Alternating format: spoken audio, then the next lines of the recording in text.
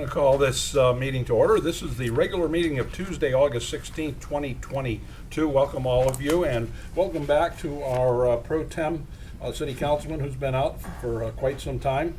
Glad to see that you're back in good health. With that, yes. Thank you. He almost does. Maybe I need to get sicker more often. With that, I'd like to invite our mayor to lead us in an invocation and followed by the Pledge of Allegiance. If you'll please rise. Thank you very much, Chief. Dear Lord, we truly appreciate where you have put us in our life. We thank you for the city of Sebring, the wonderful city of Sebring. We thank you for the residents that we have here. We thank you for our staff and our council that will make sound and right decisions. Tonight we honor one of those that has been protecting our city for over 20 years. We ask that you watch over him as he travels into the next phase of his life, but also all of our first responders, our police department and our fire department as they do what they do to protect our city. We ask that you bring peace and civility to us and kindness, and we ask that all we do in your name, Jesus Christ. Amen. Amen. Pledge allegiance to the flag of the United States of America and to the republic for which it stands, one nation, under God, indivisible, with liberty and justice for all.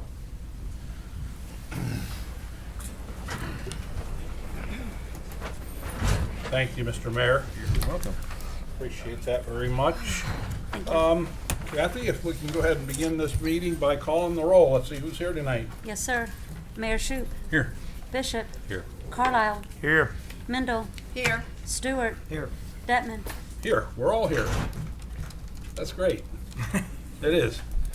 Like to announce business from the audience procedure. I think some of you already know that because I have 10 of you up here already. Make that signed up 11. with our city clerk. Let's make that 11. We will be limiting your presentation to 3 minutes. And it's really not fair to go much over 3 minutes, simply because when someone has someone else to say and they want another 3 minutes, and then the next guy wants 9 minutes, and then somebody writes they want 10 minutes, we're going to stick real close to the 3 minute mark, please. And we'd ask you to go ahead and prepare your presentation to us in that regard. Thank you very much. Mayor's report. You have a couple of things, sir. I've got a couple things before we get to the good stuff. Just on August 8th, we had Penny Ogg had a dedication of her building, the elections office. So it was a really nice presentation. Her daughter did a fantastic job. Looks a splitting image of Penny, so it was a good thing. The family was there, and excuse me. And was kind of, it's a a happy sad thing to have to see that. Penny's a real steward of the county. Ran the elections office with a lot of pride and dedicated to the citizens. So we appreciate what she did and honor it. Last weekend, or the last Thursday, Friday, Saturday, I was able to spend some time at the Florida League of Mayors convention. Or conference they had down in Hollywood, along with Leonard Carlisle, which the Florida League of Cities has combined. Learned a lot of stuff. It's a great networking, and for you councilmen and women that have not been to that, it's a good networking thing. You find out about what a lot of cities do. So had a good time with that. We announced the last meeting that we got the grant for Ada McGowan. It was one of 3 grants that were offered by the Florida League of Cities. There were 14 total entries across the state for that grant, and Sebring Ada's project was granted that, and it's an honor to the veterans and an honor to Ada for putting that together. Absolutely. Now for the bittersweet, the good and the bittersweet side of it. I'm going to step to the podium. We have a proclamation to read, and I'm going to ask Officer Cordero to come up, please. Chief, if you come up also. For those of you who don't know Officer Dana Cordero, he's been with us for 20 years. He's retired. Yes, sir.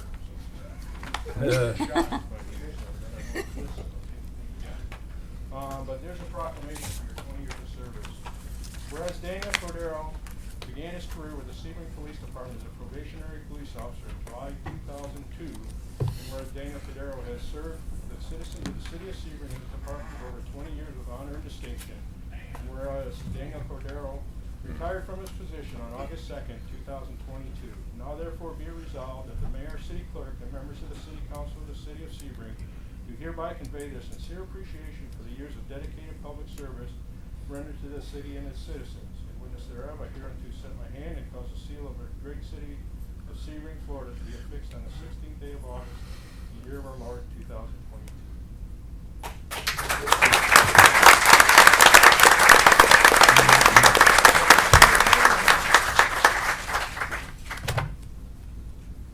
A lot of things, 20 years plus. I want to say thank you to the city council, to my fellow officers, and to the citizens of the city of Sebring. Thank you for your trust.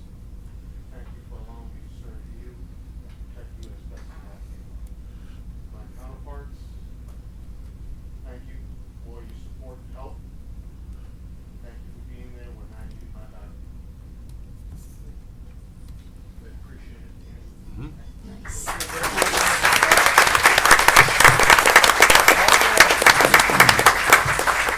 the back row, if you look back here, we have up to the guy with the navy blue shirt on. These are all of the people that protect us. These are all our criminals on the other side. But we want to say thank you to you guys and ladies for what you do for the city of Sebring. Chief Holman, Dan, for what you did. It's just, we got a great police department, we got a great fire department. It's an honor to be able to serve with you guys, and we appreciate it. So I'd like you, everybody give them a big round of applause.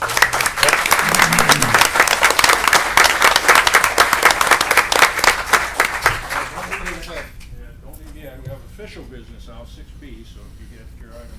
I'm going Yep. to request to present the retired officer, Daniel Cordero, uniform badge, service handgun, and retired officer identification badge. Carl, would you like to say anything? Certainly. Commemorative service awards are permitted under Florida statute, and through that statute, it authorizes council to declare these items as surplus and award them to Dan in recognition of his 20 years and 1 month of service with the City of Sebring Police Department. Toward that goal, I would request council approve the request to issue a retired ID badge, identification card, his badge, uniform, and service handgun. On behalf of the entire department, the citizens of Sebring, and the businesses in Sebring, we'd like to express our appreciation for the sacrifices you've made over the last 20 years and the service you've provided. Thank you so much. Great. At this moment, I'll go ahead and I'll entertain a motion to approve the request for the retired uniform badge and service handgun to Officer Cordero. I'll make a motion to approve the request to declare retired Officer Dan Cordero's service handgun as surplus so that it may be presented to him with a uniform, badge, and retired officer identification card, and authorize the purchase of a replacement service gun for future issuance. I second it. Okay, we have a first and a second on that motion. Kathy, anybody want to discuss that? Kathy, call the roll. Bishop, Yes. Carlisle, Yes. Mendel, Yes. Stewart. Yes. Oh, Detman. Yes, Sorry, I and can't hear you. don't you dare go to sit down yet. I'm responsible for this guy. I hired him. I remember sitting on his oral review board back in 2002. I think it was 2 days before I was supposed to go on vacation. And then he goes ahead and 20 years later retires on my birthday. So anyhow, I want to thank you for everything, Dan. You've been a really good guy, good police officer. And I want to thank you how much of the gray hairs that I have in my head that have your name on it, as well as Lieutenant, I'm sorry, Chief Oglin's loss of hair over those 20 years that you've worked for him as well. But anyhow, no, you've done a great job, and we really appreciate it, and I honor you and hope very best for you and your family. God bless you.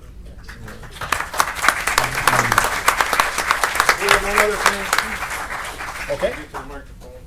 Yep.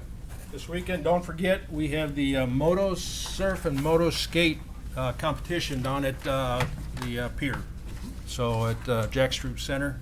So if y'all want something to do and go see something or try motor skating around the sidewalks and that stuff, and it's a heck of an event. So y'all are invited to come and view it. It's free to the public. So, but we appreciate Visit Sebring for the efforts that they've done to bringing these kind of events to Highlands County and the city of Sebring. It's going to be on CBS Sports Network as well. CBS Sports Network? Yes. Oh, wow. Are they taping it, or is it gonna be live, you know? They're taping it. Taping, okay. Keep an eye out for that. Okay, we're down to item number 7 on our agenda. Council members' concerns, comments, liaison reports. I'll start to my left, Mrs. Mendel. Yes, I do have a concern. Thank you very much. We had a man spoke here last city council meeting, and he gave a very strong, really a condemnation of homosexuality, and I was kind of in shock as I listened to him. But it was very biblical, and I really, after the meeting, I thought quite a bit about it, and there was nothing I could fault in it. It was biblical. It was God's opinion about homosexuality, but there was a lack of a full message there, and that message really, I've been thinking about it. That message is that we are all sinners, and that God is very gracious and generous to us with his patience and his love. And my prayer for everyone in here, and myself included, is that you would feel the love of the Lord through Jesus Christ, that you would know that forgiveness for any of your sins, that was one sin, we are all guilty of sin. And I just want to complete that message that is very, very biblical. Jesus Christ is the way to come into reconciliation with God, and he's available for each of us. Okay, that's enough. Anything else, Mrs. Mendel? No, thank you. Mr. Stewart, please. I have no report. Okay. The long-lost Mr. Carlisle. Well, as the mayor said, I went to the Florida League of Cities, mostly for my ethics training. 4 hours of sometimes the same things you hear every year, but I like to go to the class because people ask questions and you get answers. You can do it on the video and that's what you see. I want to tell you, the Sunshine Law is very important because it will put us in jail if we don't follow it, if we're not careful. This is my personal phone until they want it, and then it's no longer my personal phone. A computer at your home, and you're an elected official, there is nothing personal anymore. It's all can be attached. And while I was in that class, they talked about a couple of people that have been put in jail over the violation of the Sunshine Law. So it's very important for us to follow these rules. And I just want to apologize for not being here, but I've been fighting some sickness, and they threatened to cut my wages, so I knew I had to come back. Kathy told me it was only paying me 50 cents this year. $7. Yeah, but anyway, I just want y'all to know I appreciate being here, working for you. That's what we're here for. We're here for you, not for our personal agendas. You know, when I got elected, and I know this, when I sit here, it's not about me. It's not about what I believe. It's about you guys and about our city. So I just want to say thank you for the ones that voted for me, and hopefully the next time I run, you'll vote for me if you don't throw me out. But I appreciate this opportunity, and I just want to tell you I love Sebring. I think Sebring's a wonderful place. I was born here. Believe me, I've seen a lot of change. You know, some I like, some I don't like. But this is our city, and we have to adjust to the change. You know, whether we like it or we don't like it, we have to adjust. You know, Ms. Mendel mentioned the Bible. mentioned stuff in the Bible. In the Bible, it says that we have to love one another. Nowhere does it say we have to like each other. So I just want you to know I love every one of you, you know, and there's probably things I do you don't like. That's okay, you know, just love me. And I'm here for you. If you ever need a councilman, you can call me and talk to me. I'm here for you. Thank you. Thank you, Mr. Carlisle. Mr. Bishop? Yeah, I'm gonna carry on that same sentiment, but I'm gonna focus on a word, and that word is hate. Yeah. And I've seen a lot of it in the last 3 months, specifically 2 weeks ago tonight. The things that were said are not things that I condone as a person.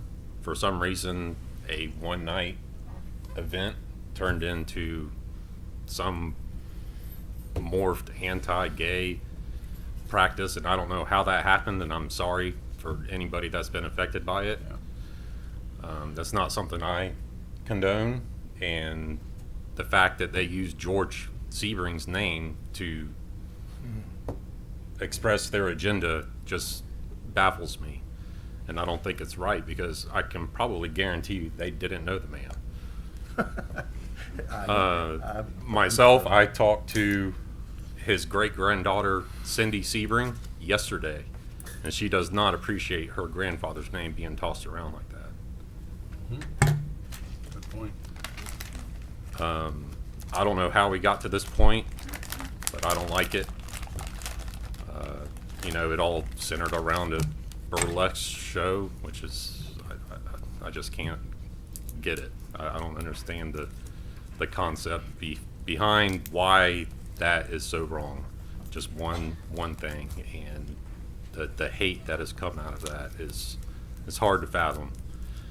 You know, if I tried hard enough, I could find something I disagree with everybody in this room. I mean, heck, I disagree with my wife on stuff, and we share a bed together. You're gonna find something. Right. But, you know, our job is to uphold the law. Gay marriage is legally acceptable, and that will never be decided on this council. So, as far as I'm concerned, anything like that can just stay at the door. Amen. There's no room for it.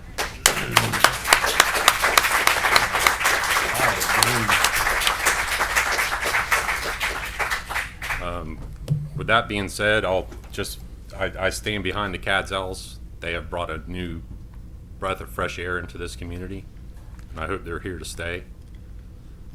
And I wish them the best.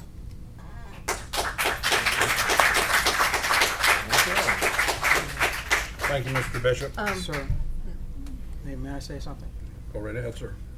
I was not sure whether I should say this as well, but I feel like it needs to be said. So, in regards to the same circumstance, our current ordinance, and I suspect most people here haven't read our current ordinance, but you should. It's very intense and it's very thorough. It's extremely graphic.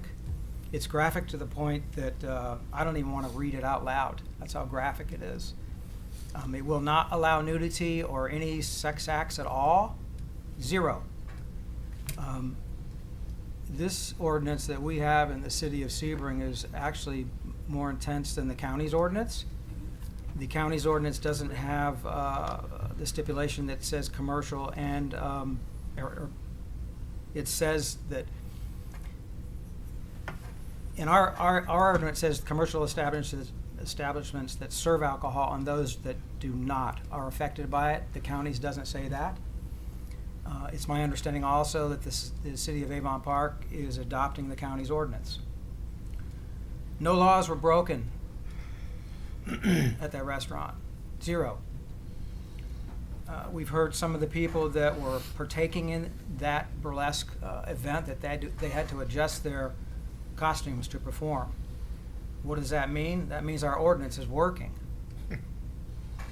It's also been said that the city of Sebring is going to degrade into a Fort Lauderdale with strip clubs and pornography and crazy stuff. Obviously, this is completely wrong and impossible to do with our current ordinance. Whoever is spreading these rumors is fear-mongering. It's not going to happen here. We can't do it with our ordinance. We've all received emails, and some of them, there's a bunch of good people who are on both sides of this. There's also a bunch of crazies that are on both sides of this.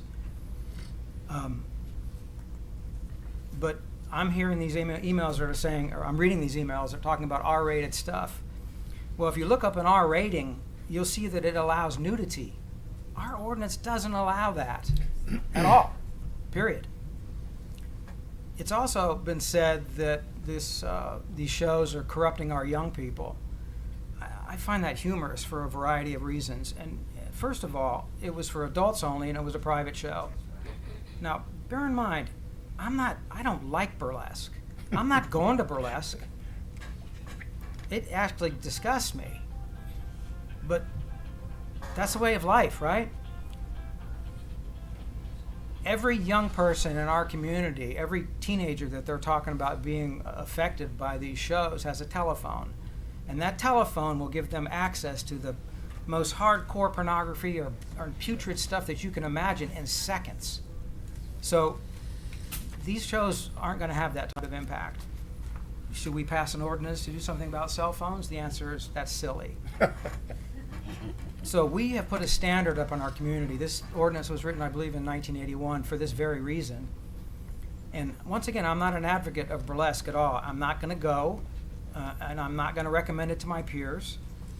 But you can't legislate your own personal morality. You can't do it. So I will not vote for any change in our currently very explicit and functioning ordinance. Thank you. Hey, Mr. Stewart? And I have another comment. Yes. Ms. Mendel? You know, it has been reported here that there was no violation of the ordinance, and that is not true.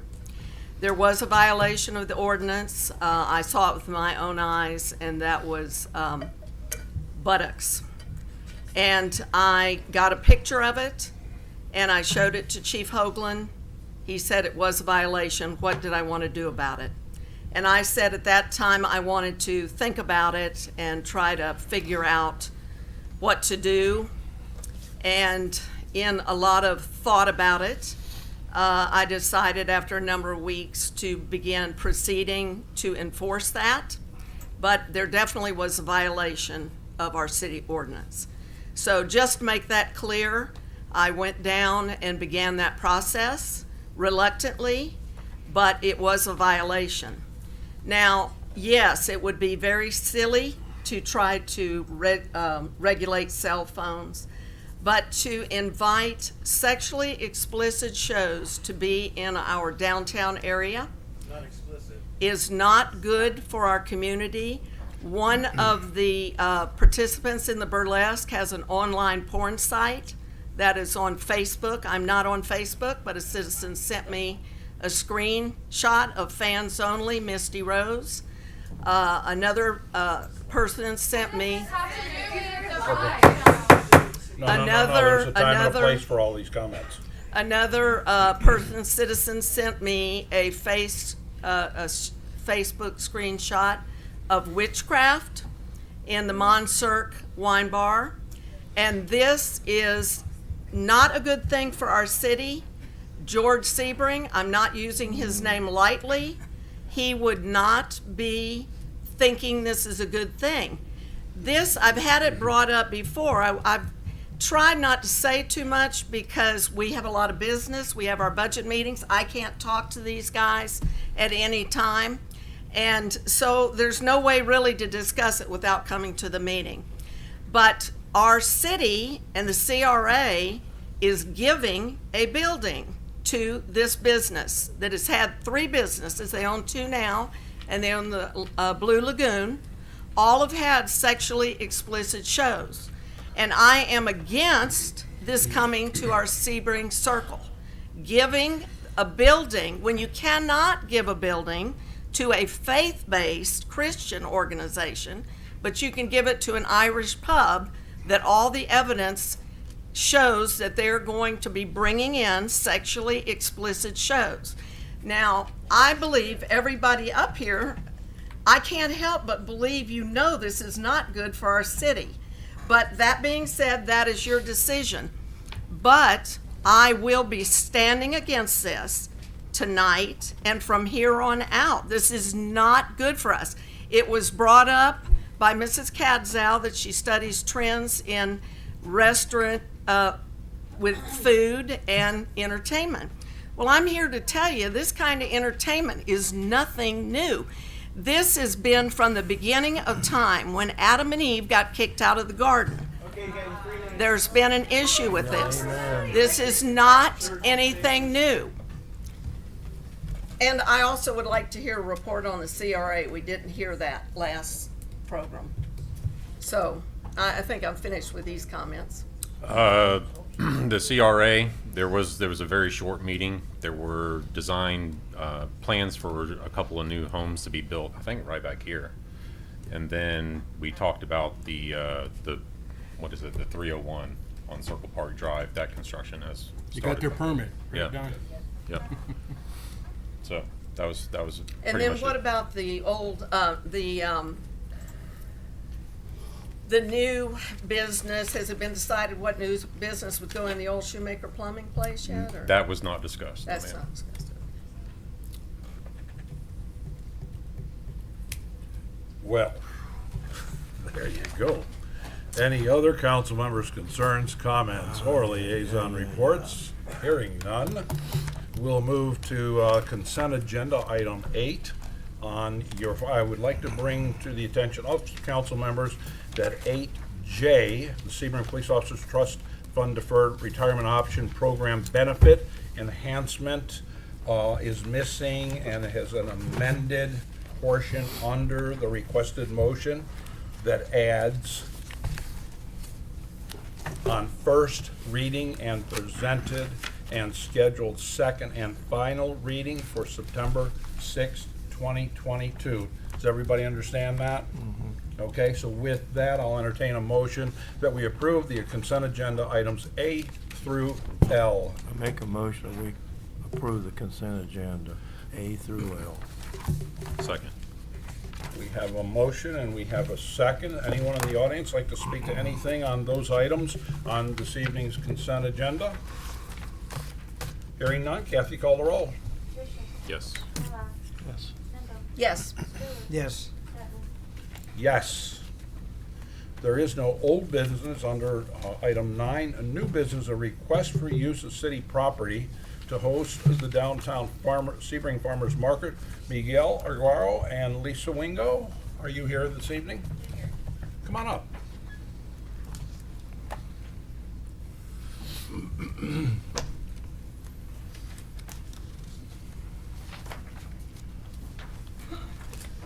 Thank you for being here. Thank you for having us. Yes. I'm Miguel Rojo and this is Lisa.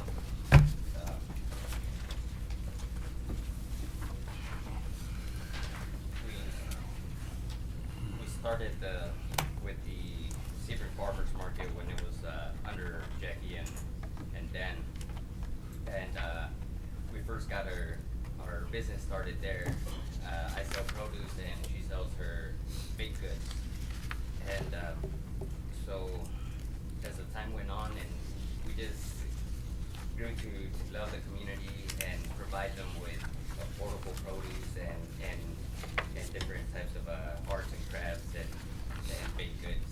And when we found out that it wasn't going to be there this year, our heart sank, or at least my heart sank, and because it was just a joy to see everybody there. So we want to have permission to be able to use that land, to be able to continue providing all this to the community of Sebring. And we've noticed that it's growing, and we're seeing new residents come in and a lot of visitors, and how they enjoy our products.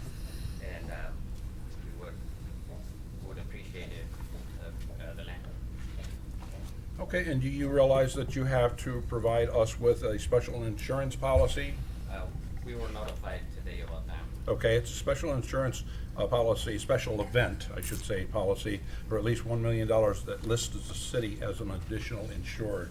So, and before you do the next Saturday market, make sure that's in place and you see either Mr. Nalick or Mrs. Haley with a copy of that policy. Okay? So with that, I'll entertain a motion. I have a question. Yes. The piece of property that y'all have been operating on, are you attached to that? Or is just where it's always been? And the reason I ask is I had an idea over the weekend of what would you think and the rest of you think about possibly setting up on the old Nancessory property to get you closer to the circle a little bit? Anything closer to the circle would be great, obviously. Okay. Yeah. Because I did talk to David yesterday, and he didn't seem to think that there would be an issue. That's kind of nice. Because they're both CRA properties. It's a good I think idea. they're both good properties. So now you can eat breakfast at wherever, D's or Yeah, whatever, there you go. and then just walk across the street. Yeah, I like it. Sure, I Absolutely, like it too. that would be great. And you may catch some customers from Yeah. these too. I go almost every Saturday with my daughter. Yeah. She's the girl that carries the big loaf of bread around.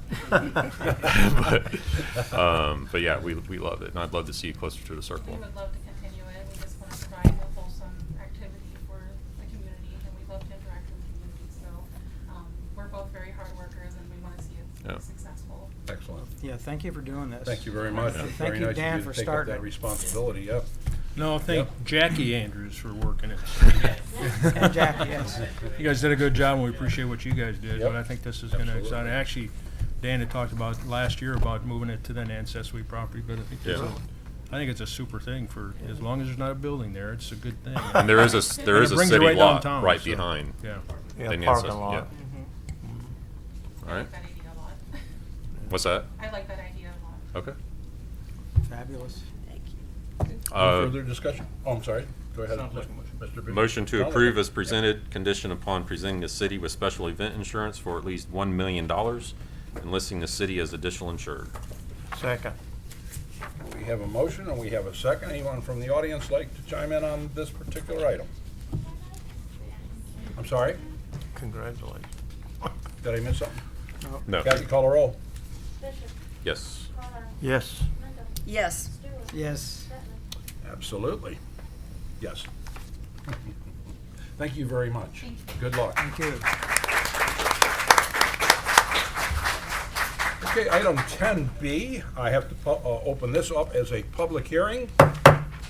The city council is considering a resolution that, if passed, will impose a special assessment for the provision of fire protection service within the municipal boundaries of the city. City council is proposing to adopt the assessment at 20.3%, which will result in the rates as shown in Exhibit A. I don't know if you got this on here, but the fire assessment is expected to generate $1,034,185 in revenue. The purpose of this public hearing is to receive public comments on the proposed assessment. Following the public hearing, council will consider the final rate resolution that would impose the fire assessment. There's a lady that would like to, she's not going to be on Zoom. I think she's going to be just on audio. Is that correct? Okay, her name is Sandy Newbarth, and she's going to give us a little more information on this topic. Go right ahead, Sandy. Okay, can you hear me? Absolutely. Great connection. Okay. Good evening, Sandy Newbarth with Government Services Group. This is the public hearing on your fire assessment program for you to decide on what rates you want to adopt for fiscal year 22-23. Just a little background, you've had a fire assessment in place since 2008. We recommend that you update it periodically just to keep you legally defensible. If you have any changes in your city, in the services provided, and in the calls and stuff like that. So this year we did update it. You did have some annexation last year. So this year we did update it. We presented the updated study to you June 21st. On July 5th, council voted to move forward with the updated study and the rates at the 20.3% as fiscal year 22-23 rates, and your maximum rates at that 35.5%. Notices were mailed to all property owners on July 26th, advising them, how much it would cost them with the fire assessment. Notice was also published in the newspaper July 10th. And tonight is when you, receive public comments. Then after the public comments is when you will, decide whether to proceed with, the fire assessment at the rates, noticed or something less than. You can't go higher than, you could go less than. I am here to answer any questions, if anybody has any, otherwise I'll just be quiet. You could just stand by then, Sandy, thank you. Okay. Okay, well, that brings us to the public comments. Any input, any comments, questions, or concerns regarding the new fire assessment? Okay, hearing none. Council comments, questions, or concerns?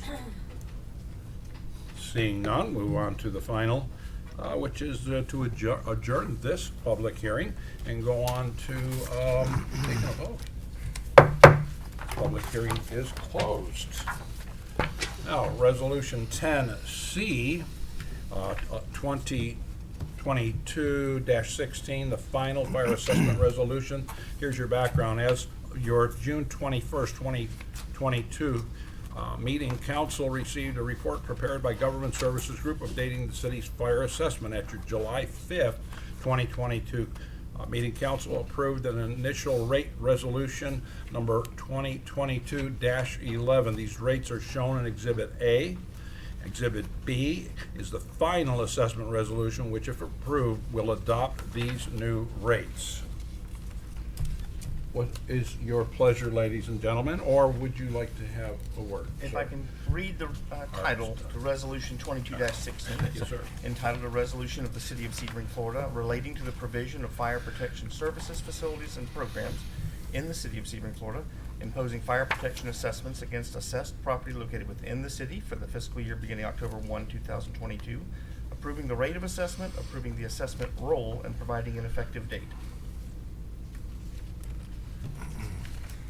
I make a Now, motion.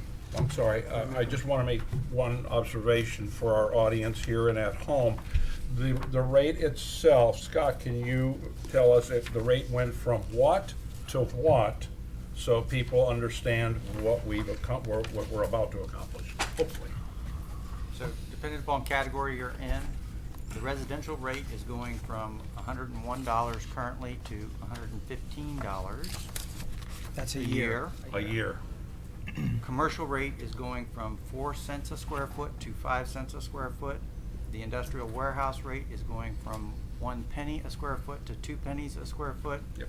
Institutional rate is going from 5 cents a square foot to 7 cents a square foot.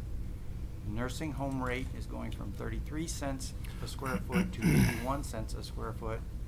And land is going from $8 a square foot to $17 a square foot. Thank you very much, I appreciate that. Glad we had those figures available for us. Can I make a comment? Yes, please. You know, during the public hearing, you mentioned it's $1 million+ dollars. That sounds like a lot of money, you know, for people. Chief Border, would you come up here a minute, please?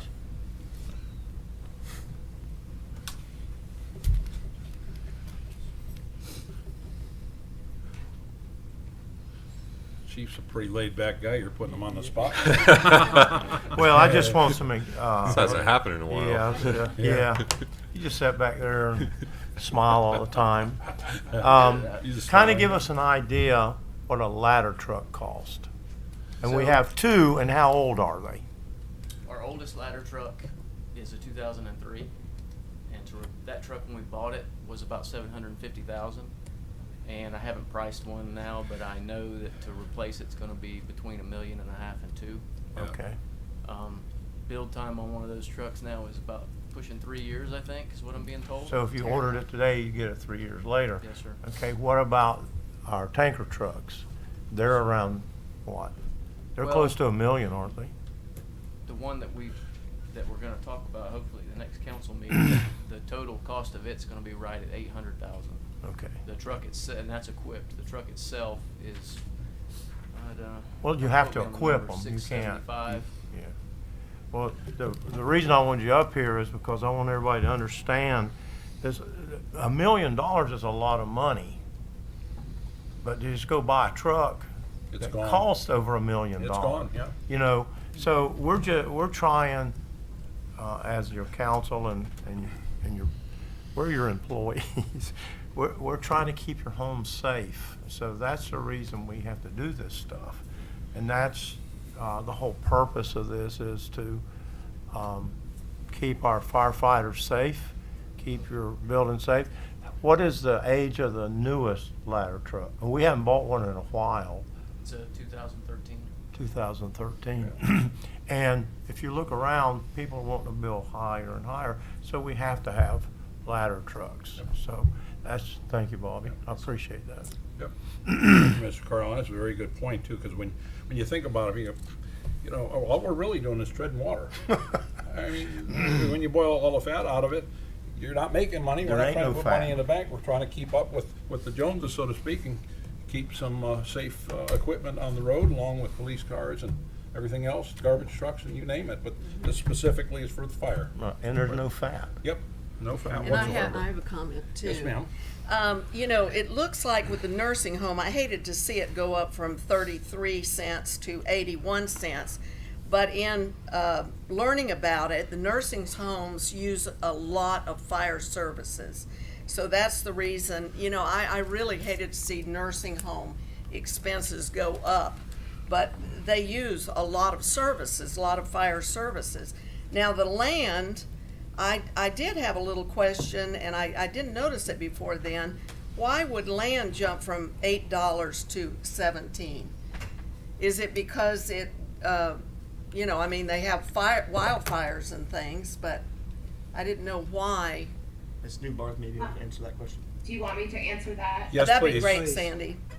Okay, so your land went up about 0.68% of the demand, so therefore that's why it went up a little. And besides that, you're increasing the rates, you're increasing the amount of revenue that you're collecting, so therefore you would expect it to go up a little bit, but the demand did go up some for land. I don't know that I understood For the that. benefit of the audience, they take all the calls and analyze where the responses, where the calls went, what location was, and what they did there, and then break those out according to about 7 or 8 categories, and they allocate they had a lot the of costs services. across those ratably. Right, the past study, land used 1.58% of the services, and now they're at 2.26%. Okay, thank you. Any other comments? Comments, questions from the audience? Entertain a motion. Make a motion, we approve the final assessment resolution 2022-16 as presented. Have a motion, and I'll entertain a second. Second. Second by Mr. Stewart. Any other further comments? Kathy, call the roll. Yes. Yes. Yes. Yes. Yes. Okay, looks like item 10D is another public hearing. Let me go ahead and open that public hearing officially right now. Okay, public hearing, resolution 2022-12, an applicant-initiated request for a conditional use permit for the conversion of an existing home to a 1,008 square foot accessory guest dwelling unit after the construction of a new primary dwelling on the dwelling unit on the property located at 1551 Lakeview Drive. Yes, ma'am. Good evening. For the record, my name is Carlin Daniel. I'm with Central Florida Regional Planning Council. Yes, ma'am. I do have a slideshow for you guys tonight to help you understand.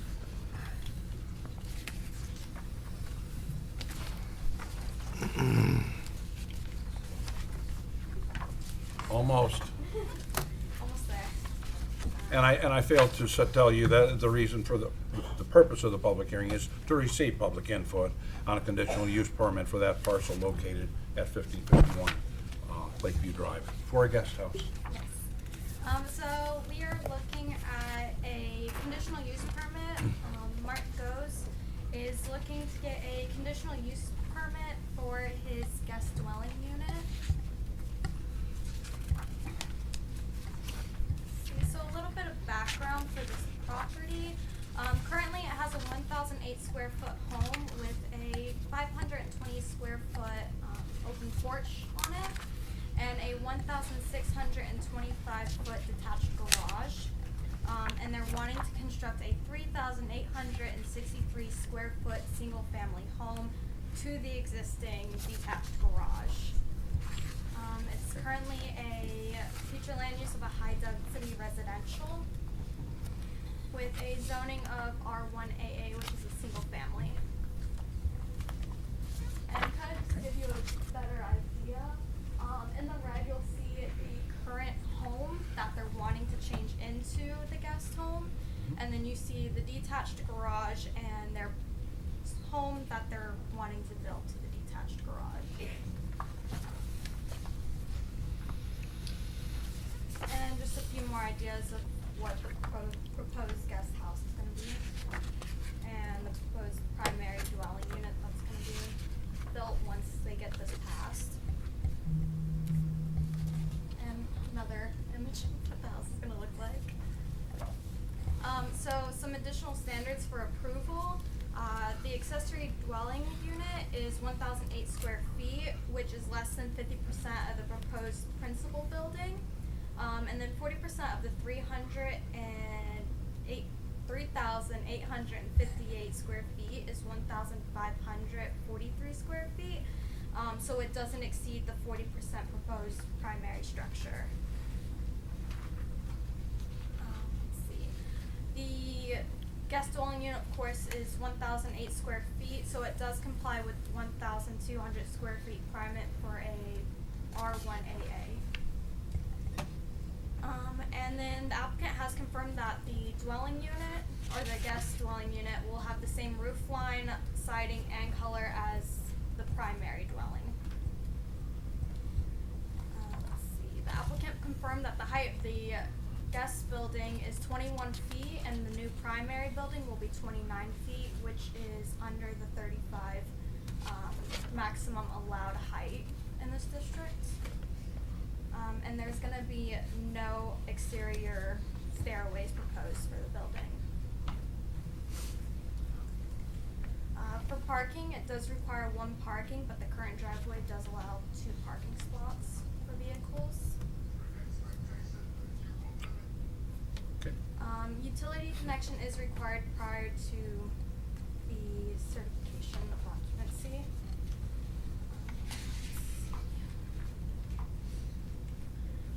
Recommended conditions for approval to provide a affidavit and a covenant consistent with the requirements of section 21-221 of the code, and the guest's home will be located in the front of the primary dwelling, which is usually located behind it. And then public's comments received from our meeting last Tuesday on August 9th. Planning and Zoning Board held a public hearing on August 9th. The board unanimously voted to forward the proposed amendments to the City Council with recommendation of approval. Thank you, Carolyn. And I'm sorry I went out of order here. I apologize. It's your turn, Mr. Attorney. Resolution number 2022-12 is entitled, "A Resolution of the City Council of the City of Sebring, Florida, approving a conditional use permit for an accessory guest dwelling unit at 1551 Lakeview Drive, Sebring, Florida, 33870. Thank you very much, sir. And I do want to make sure that the public does understand that there was a public hearing held before the Planning and Zoning Board back on August 9th, 2022, who unanimously voted to forward the conditional use permit to this City Council. So, item number 4 on this agenda is public comments, input, and concerns.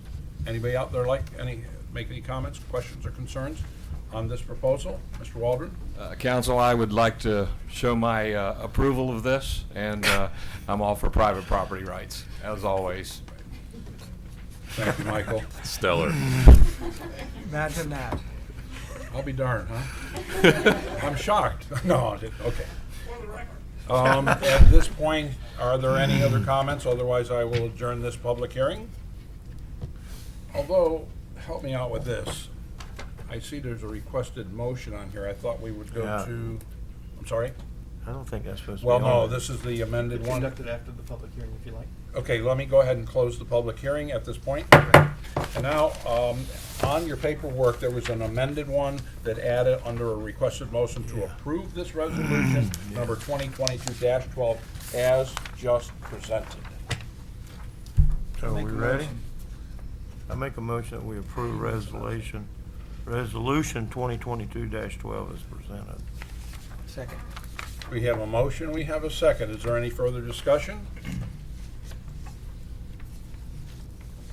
Seeing no further discussion, nothing more from the audience. Kathy, call the roll. Thank you. Yes. Excuse me. Yes.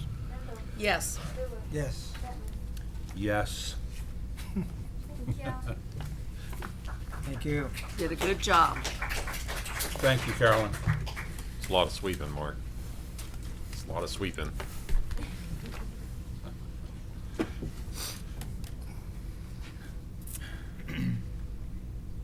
Okay, oh, this is the packet that, okay, I have the other one with that. Now we're up to 10E. 10E, correct? Yep. All right, help me out here. Ordinance number 1500. An applicant initiated amendment to the official future land use map of the city of Sebring, Florida, specifically changing the future land use designation for two properties located at 2200 and 2250 Covington Road, Sebring, bearing parcel numbers S 13, 14, 28, 040, 2600, 0010, and S 13, 34, 28, 090, 0010, and 0000, and lying in section 13, township 34, South Range 28 East, Highlands County, Florida, from medium-density residential to high-density residential, and changing the future land use designation for a property located at 2034 Covington Road, Sebring, bearing parcel number S 13, 34, 28, 050, 2610, 0050, and lying in section 13, township 34, South Range 28 East, Highlands County, Florida, from low-density residential to high-density residential. Mr. Swain, I'm not going to go out of order this time. Thank you, sir. I apologize for the last one. Ordinance number 15 is entitled, An Ordinance of the City of Sebring, Florida, amending the City of Sebring Comprehensive Plan Future Land Use Map, specifically amending the future land use designation for two properties totaling 14.86 acres and located at 2200 and 2250 Covington Road, Sebring. It then recites the parcel ID numbers lying in section 13, township 34, South Range 28 East, Highlands County, Florida, from medium-density residential to high-density residential, and changing the future land use designation for a property totaling 0.31 acres and located at 2034 Covington Road, Sebring. Recites its strap number, and lying in section 13, township 34, South Range 28 East, Highlands County, Florida, from low-density residential to high-density residential, transmitting said amendment to the Florida Department of Economic Opportunity for notification, providing for severability, and providing for an effective date. Thank you very much. Ms. Torres. Good evening. For the record, I'm Brenda Torres with the Central Florida Regional Planning Council, and we're here today for a future land use map amendment as well as rezoning.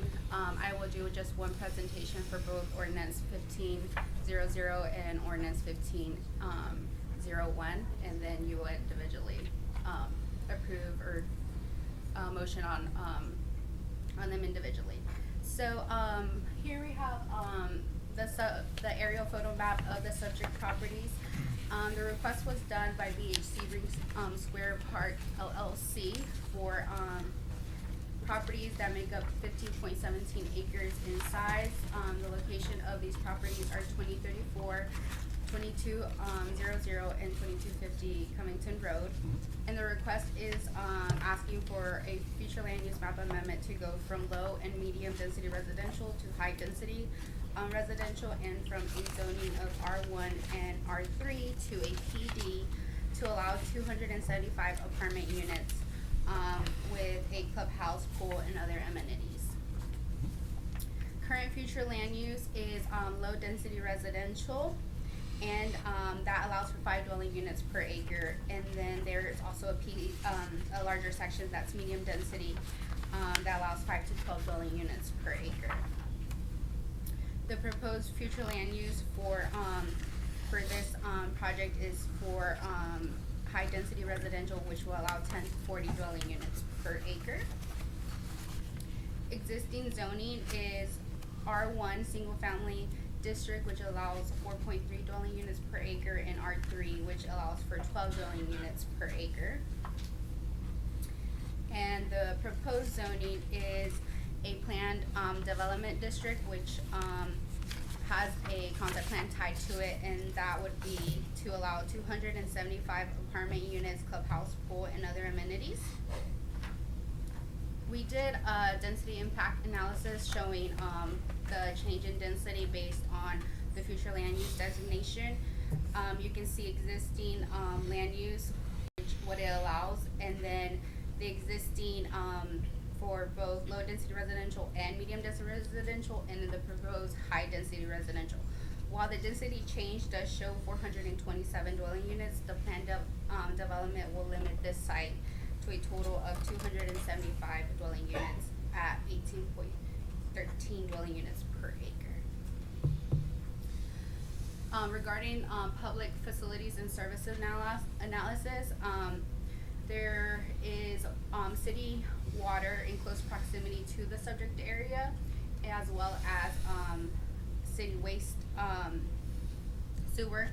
And so as like the development, if it moves forward, additional analysis and review of the facility improvements will be required at the time of development. Solid waste, the subject area will be served by the city approved refuse collector, and additional analysis and review of the solid waste collection will be required at the time of development. Regarding transportation and traffic, an initial large-scale traffic analysis was conducted, and these were the findings. The proposed development will generate a total daily traffic volume of 1,838 vehicle trips, of which 139 will occur in the PM peak hour, 87 entering and 52 exiting. The impacted roadway segments within a 1 mile impact area currently operate at the satisfactory level of service and will continue to do so with the addition of this project strips. The study of the intersections within a 1 mile of the subject properties currently operate at a satisfactory level of service as well, and they will continue to do so with project strips added. The county's traffic concurrency requirements will be satisfied.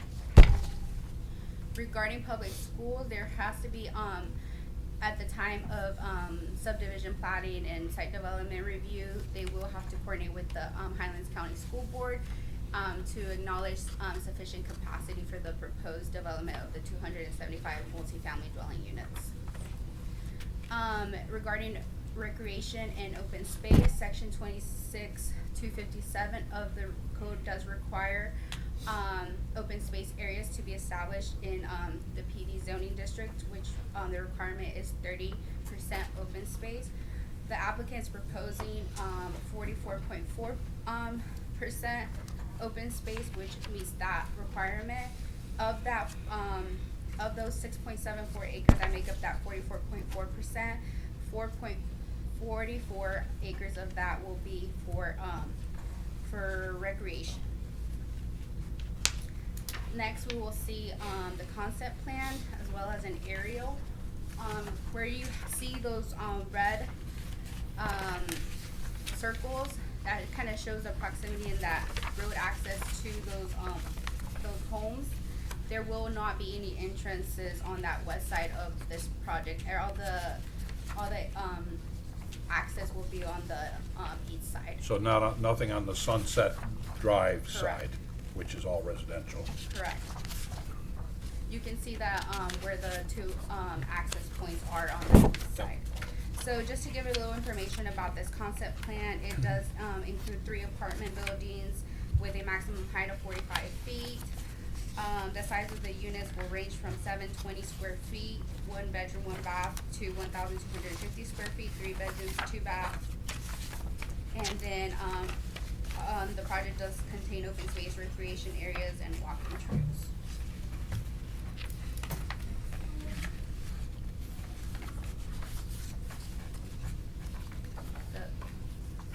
The rendering.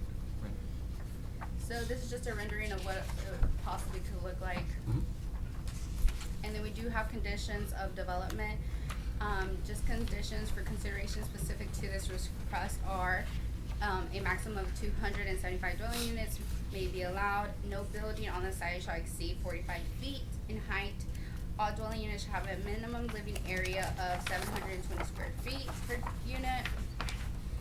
Regarding landscape buffer, they are going to be required to use a type D buffer established by the Land Development Code, and you can see the requirements that it's a minimum width of 10 feet. It also goes into how many trees and how many shrubs have to go in. So that's just what landscape buffering they have to meet.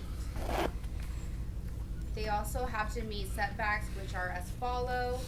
Apartment building, perimeter property line 90 feet minimum, building separation 15 feet minimum, and then their drive aisles need to be at least 25 feet minimum. Clubhouse with apartments above perimeter property line is 60 feet, and internal drive aisles would be 25. Each entrance to the community shall have one single-sided monument sign with a sign face, I think that should be not greater than 32 square feet and a height not greater than 6 feet. Signs can be either backlit or ground lit. Setbacks to the property line shall not be less than 10 feet and shall meet visibly triangle requirements. Number 8, again, the minimal internal drive aisles shall be at least 24 feet. And then the applicant shall coordinate with the city and county on transportation prior to final development of this, to final development plan approval. Stormwater, prior to approval of final development, they do need to get a permit from the Southwest Florida Water Management District, as well as DEP and no, just the Southwest Florida Water Management District. Yes. There is we are also recommending a developers agreement between the applicant and the city. To enter into a developer agreements which shall address stormwater, access to and from the site, right of way, dedication, utilities, refuse collection, emergency access, and open space requirements. So the Planning and Zoning Board did meet on August 9th, and they forwarded the proposed amendments to the City Council with a recommendation of approval. Just some of the public comments that were received were concerning traffic, crime, noise, and building height. At this time, I stand to take any questions, and I also know that the applicant's here to answer any additional questions. I have a question. You've got a lot of detail here. Are there provisions for elevators in these buildings? It's 4 stories. Are you gonna have Applicant?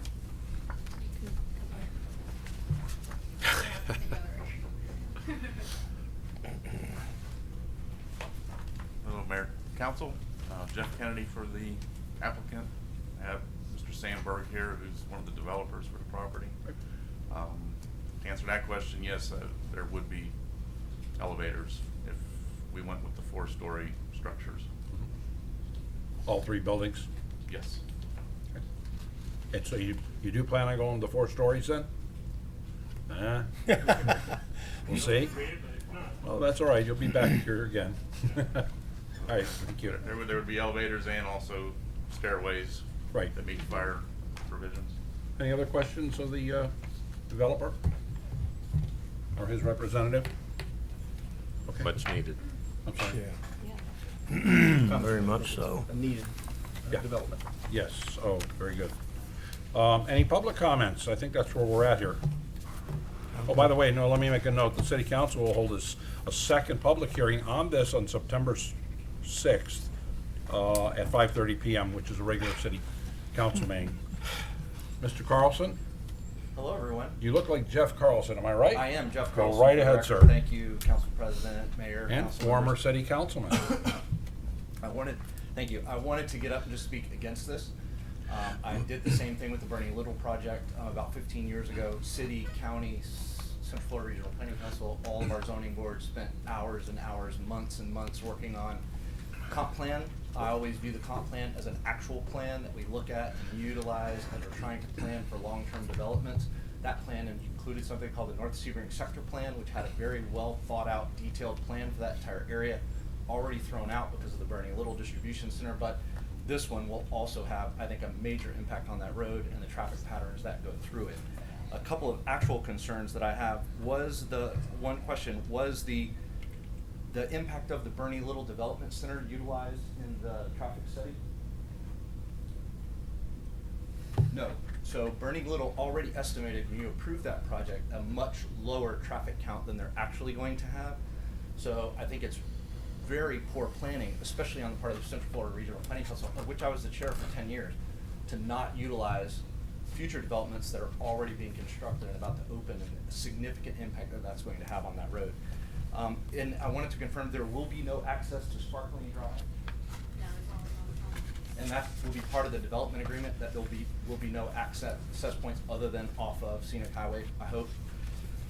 The last thing is sewer and water. You'll do a future analysis upon development. It seems to me that the impact to the sewer treatment plant and your water treatment plants would be significant and something that you would want to know beforehand before you increase density to such a high level.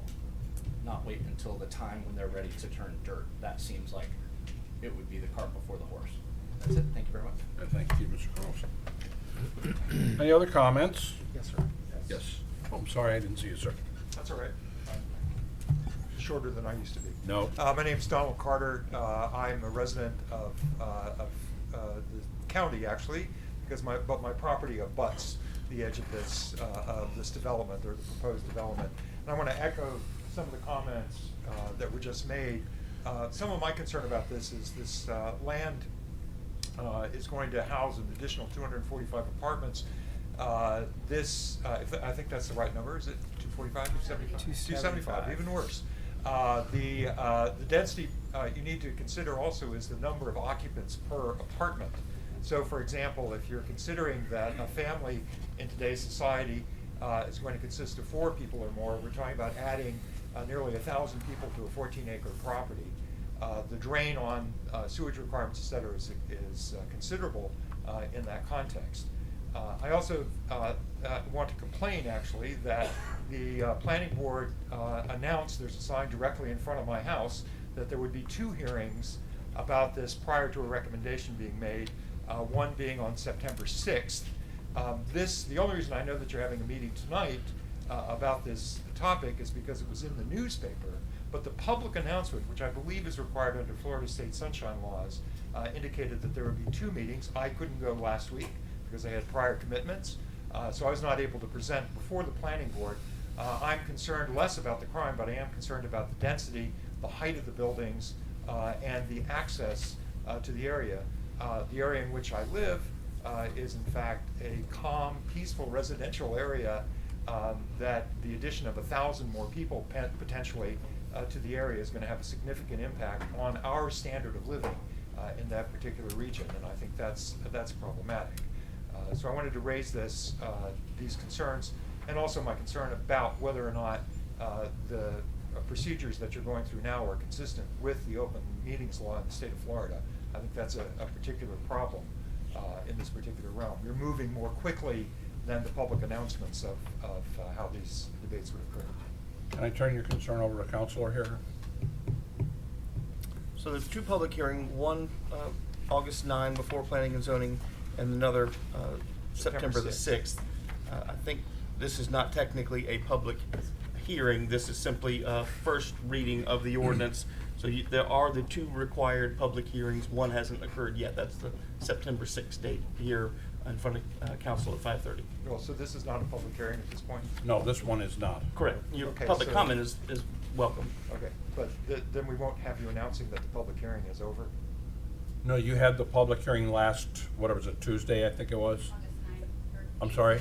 August 9th for P&Z. Okay, and then the next one will be what I read before, which is September 6th. Yes. Those So- are your two public hearings. Yes, but what I'm saying is, in fact, that that information is not clear on the posted public information. Okay. That the first hearing was the only one before the recommendation came before this council.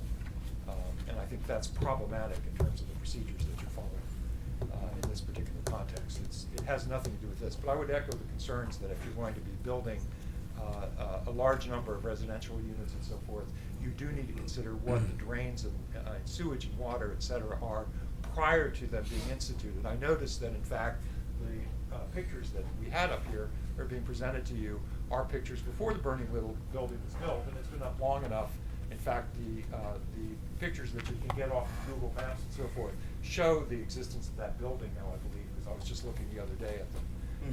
And so you could have had more up-to-date presentations of what's going on there. But the level of occupancy is where my concern is here. So.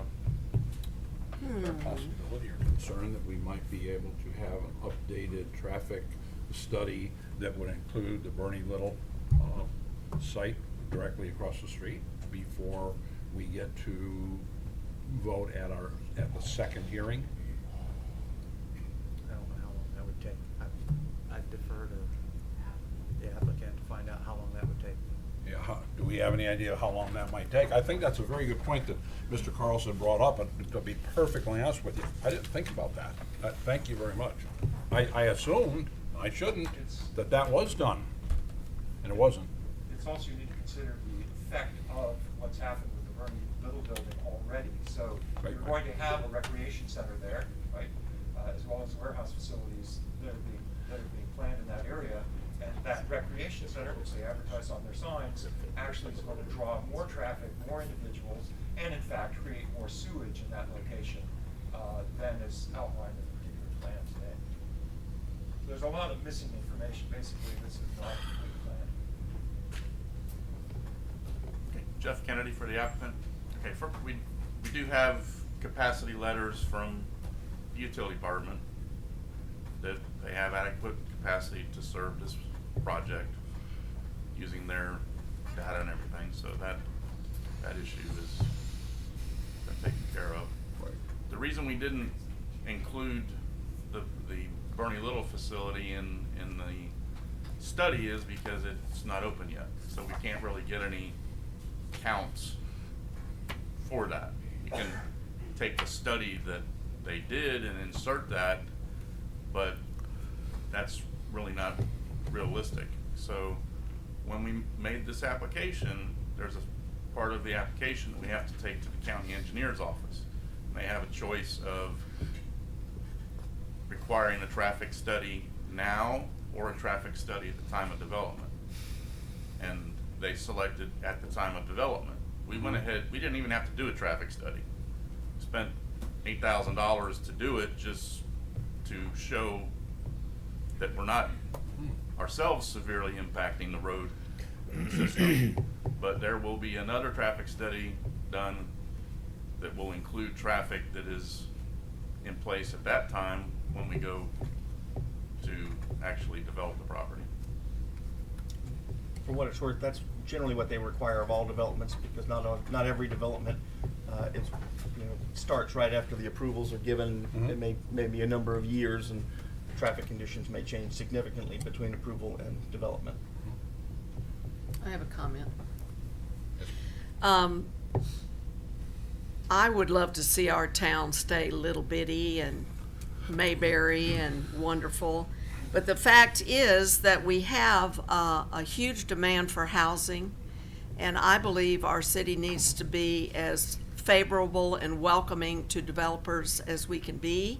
After all the impact study, the proper studies and the traffic and all, and this is a very nice rendering and program, and you've begun the preliminaries of all of this, and I would want you all to think that we are friendly and wanting to work with you. We desperately need apartment housing. We desperately need housing here, and it's not going to change. We are having a huge number of people come in here. So thank you very much. I would want to do everything I could to help you. Jeff, could I ask a question? The number of units is 275. Correct. If we make this change, right? Yes. So what would it be if we didn't make the change? Okay, so we've got two issues. We've got the current land use is medium density residential, except for one small lot is low density. Right. So the current land use allows 178 units. Mm-hmm. The zoning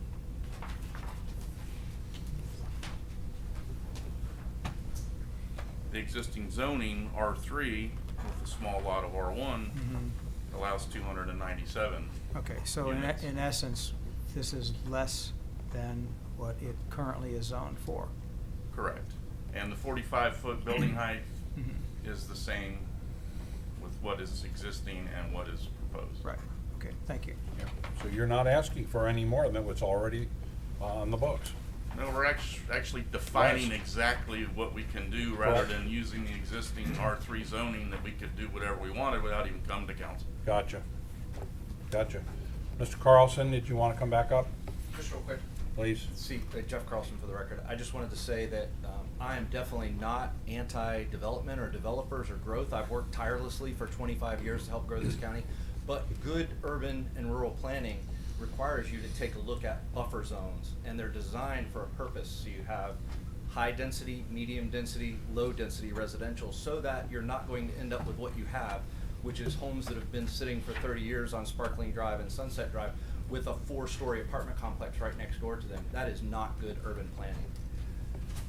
Thank you. Appreciate it. Thank you. Maybe somewhere down the line you could name the new complex Mayberry Commons. Anyhow, just trying to keep it light. Any other council questions or comments?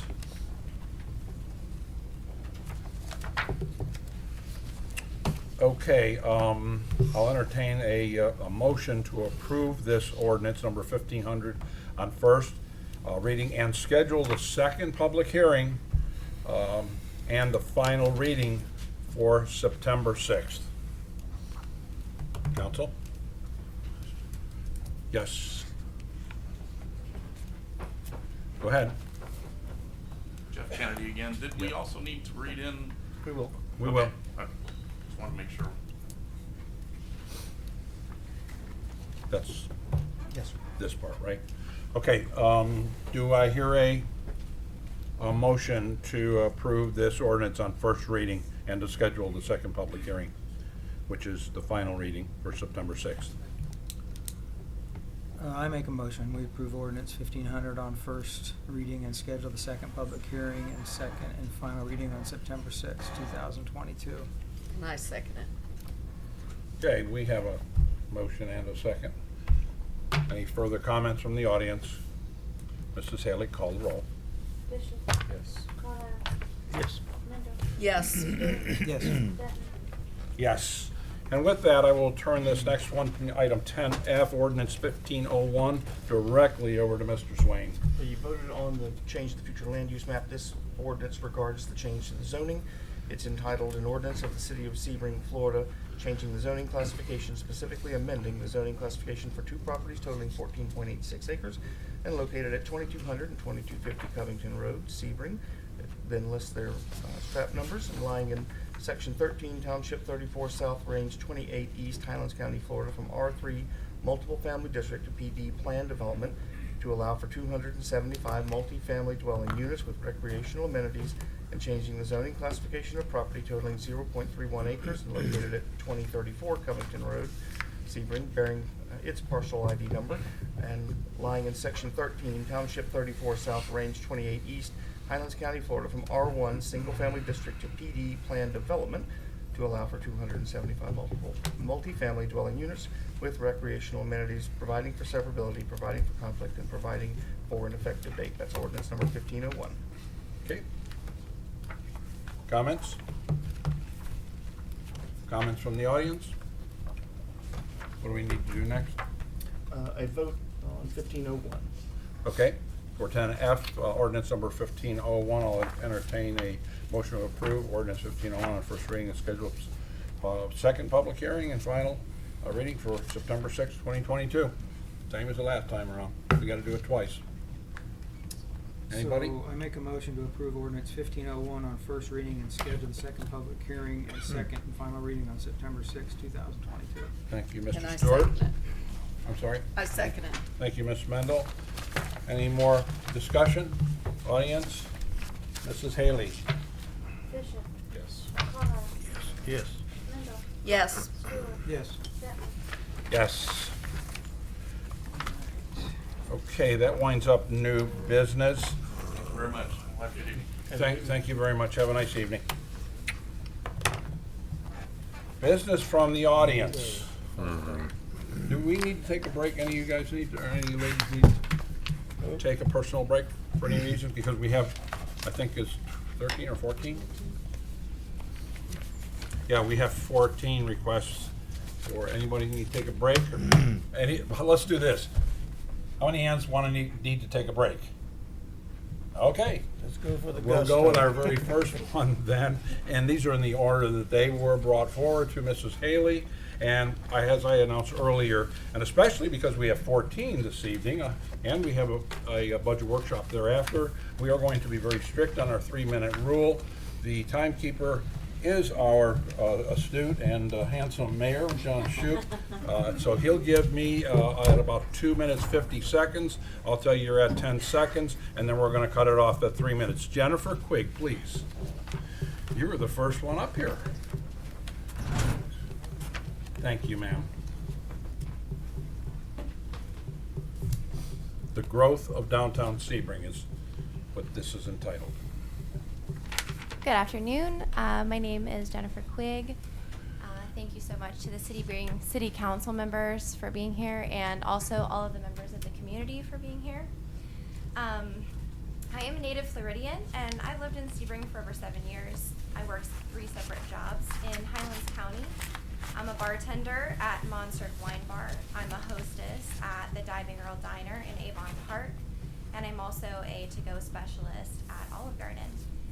I've attended Ridge Technical College full-time for the past 6 months to graduate as a licensed massage therapist in the fall of 2022, and one day I have a hope of owning my own practice here in Sebring. My first job was in Sebring. I graduated from South Florida State College. I met and married my husband of 8 years, and I've been raising our daughter here in Sebring since 2016. As a registered voter, a tax-paying citizen, a wife, mother, and resident of the downtown, the future of Sebring matters to me, because it is where my child is growing, and it is where I exercise my constitutional rights. My right of freedom, of self-expression, my freedom of speech, my freedom of religion, and so forth. I truly love and care for this city, not only because of its peaceful traffic patterns could change, and affordable housing could also change, but because of the beautiful community that I have found within.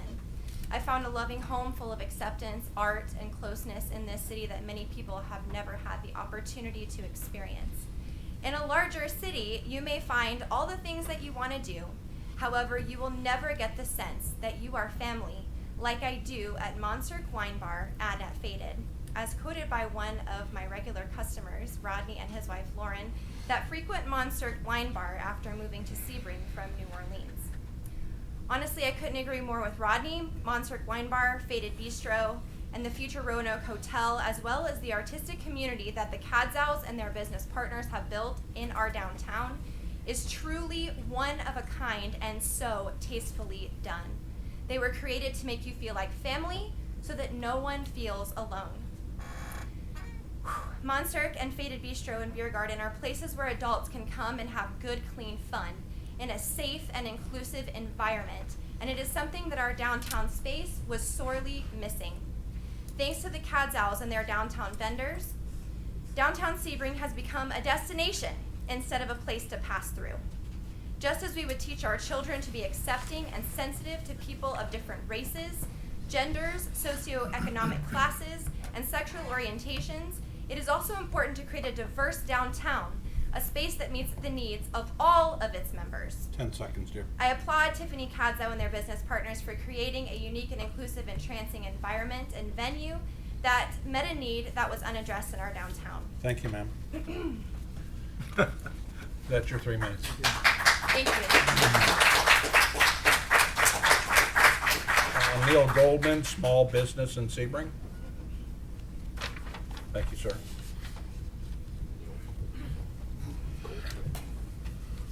Like a bunch of people here, I wasn't born here, wasn't raised here, but I did get here as soon as I could.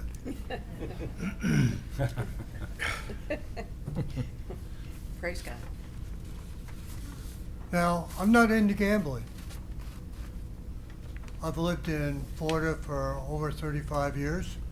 Never been to a 7L casino, a horse track, highlight track, dog racing track. It's just not my thing, so I don't go.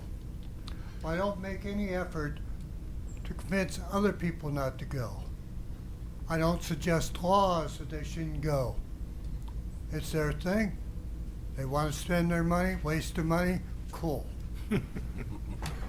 If a 7L tribe would decide to set up a casino in this town, I wouldn't oppose it. I wouldn't go to it, but I wouldn't oppose it. I'm a firm believer in small businesses. Having been a small business owner myself for 7 years, the small business community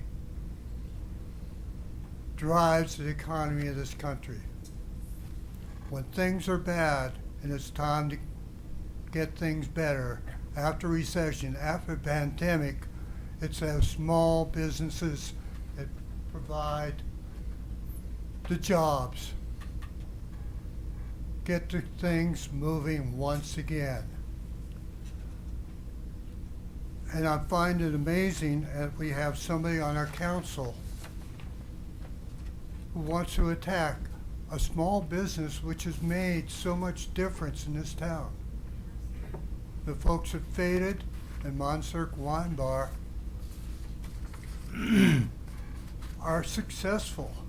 And doing that is tough. Being a small business owner is really tough. Trying to operate a restaurant, your chances of failure are 80% of you won't even get past the first couple of years. But they've done it. And I find it amazing that anybody on any city council, any place in the country, should attack a business which is doing the job lawfully. And that's all I had to say. Thank you, sir.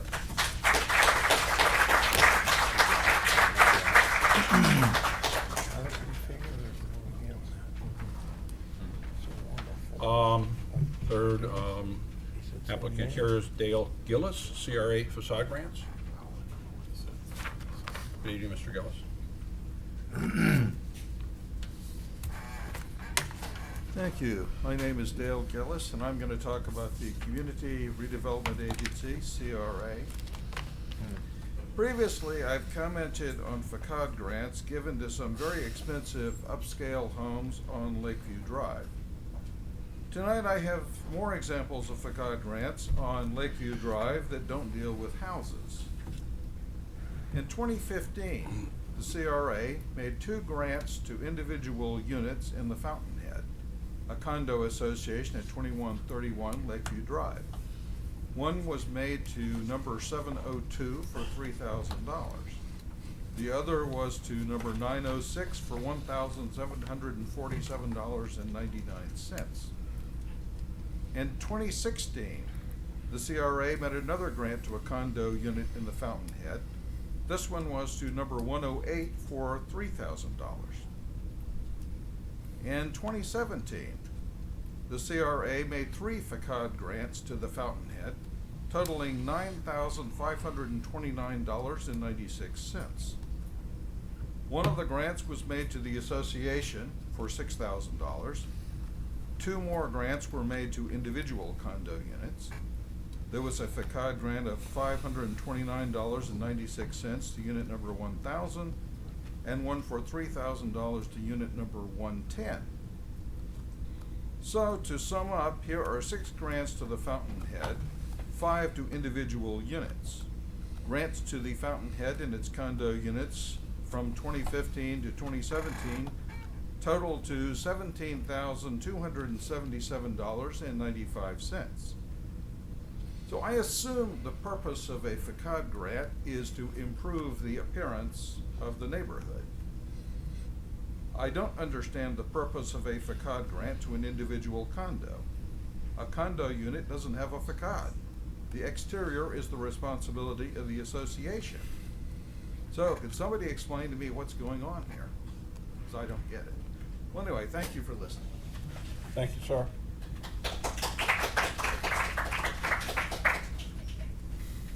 Number 4 is Miss Sabrina Wheaton, Growth and Experiences Regarding Downtown Sebring. Thank you, ma'am.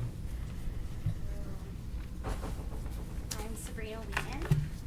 Thank you so much for, I'm short. I am Sabrina Wheaton. Thank you so much for listening, and thank you to the community for being here. I have lived in Sebring for 10 years. I attended college here. My first jobs were here. I'm a business owner here. I started my business last year this month, which is thriving, by the way, in the downtown area. I'm a mother. I intend to continue raising my child and any future children that I have here in this community. You could say that we are the future of this community. I've served this community through church. I have volunteered and given free massages to nurses and doctors at local hospitals. And in my time here, I have found community in Faded and in Monserc. I have found acceptance, safety, and love. These are beautiful spaces full of sweet patrons, and those who work there are kind and incredible people. I believe that the Casnell businesses are a source of the arts, joy, and prosperity for this community, and that we should continue to be able to do so free from any attacks, personal or political. The truth is, our personal beliefs don't belong in the government. Our First Amendment rights protect our freedom of religion or lack thereof. In the 20th century, the Supreme Court applied the Establishment Clause to the states via the 14th Amendment, prohibiting all levels of government from either advancing or inhibiting religion. And thus, I was appalled and disappointed in what I've heard, lies and scripture in the same breath. If we're quoting scripture, I'd like to turn to Matthew 22:34-40. We all know, love the Lord thy God with all thy heart, mind, soul, and like unto it, from Jesus himself, love thy neighbor as thyself. 1 John 3:18 says, dear children, let us not love with our words, but with our actions. And these attacks against the local arts and LGBT community are full of hate, not love. These attacks on the Cadzows as business owners are inappropriate and unjust. We're not harming anyone. We exist. We live here too, and it is our American right to do so peacefully. Being open to development and being friendly and welcoming means being accepting. People don't feel welcome if they're being harassed. Thank you.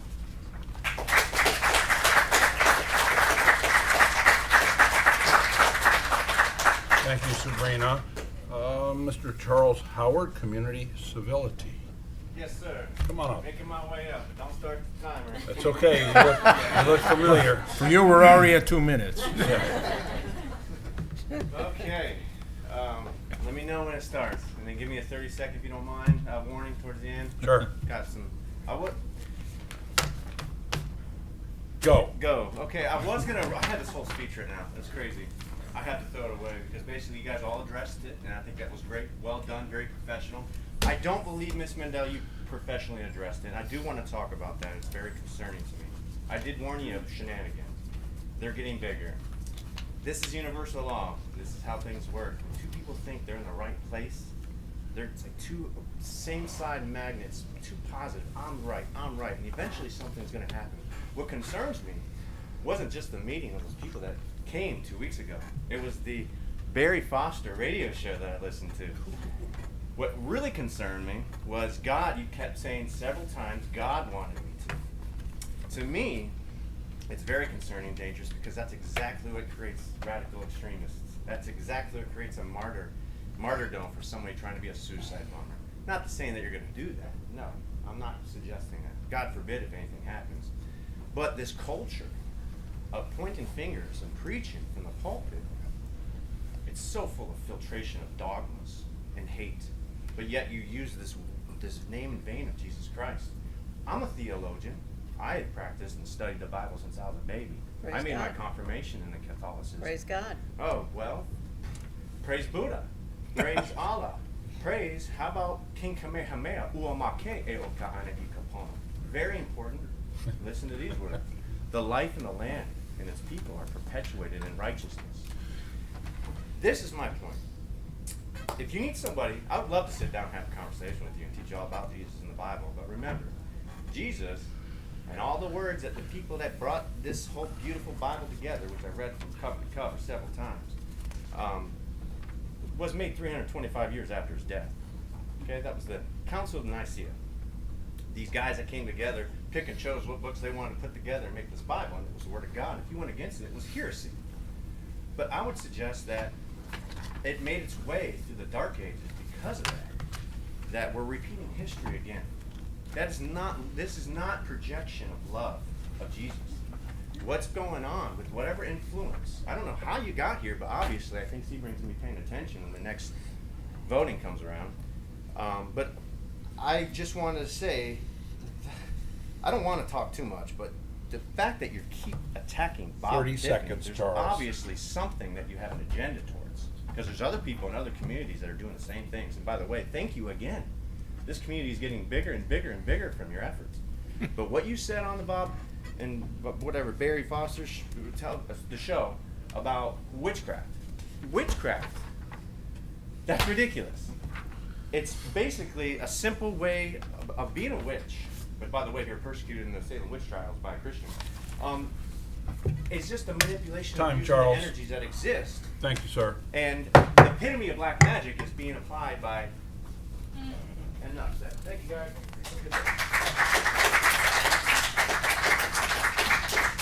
I think all of you are making your point within the 3 minutes. I really do, and I appreciate all of your thoughts and concerns. Mary Jo Deinhardt, am I saying that correctly? Thank you, ma'am. Civility to others in Sebring. Same topic. Yes, ma'am.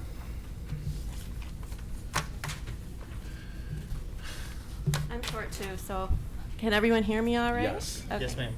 I just want to say thank you for letting me speak today, and I was very happy to hear some of the words this morning, not this morning, when I first got here at the beginning of the meeting, so thank you all for sharing your ideas. I would like to say I've lived in Sebring for 3 years now, and Bob and Tiffany were like the first people that really welcomed me into the community here. I took one of Tiffany's yoga classes, and I didn't really know many people here, and within weeks I felt like I met some of the best friends I will ever have in my life. Bob and Tiffany, they create a loving atmosphere in all of their businesses. All are welcomed, which reminds me of how I was raised. My parents, my mother was Christian and my father was Jewish. My mother was a Sunday school teacher, and I was raised in a family of love where all religions were welcome, all races, and all sexual orientations. In fact, I was told that I could be whatever I wanted when I grew up. And I turned out okay.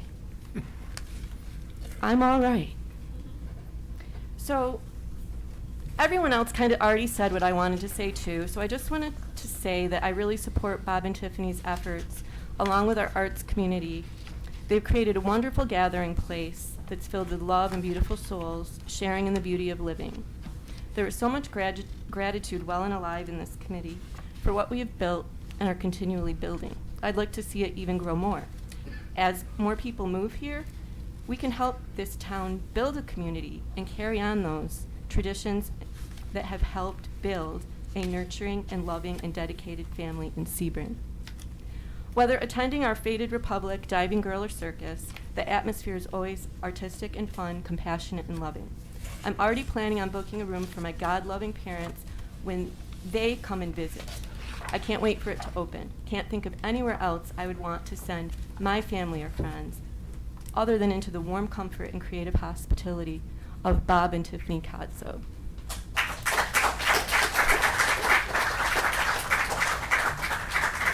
Thank you, Mary Jo.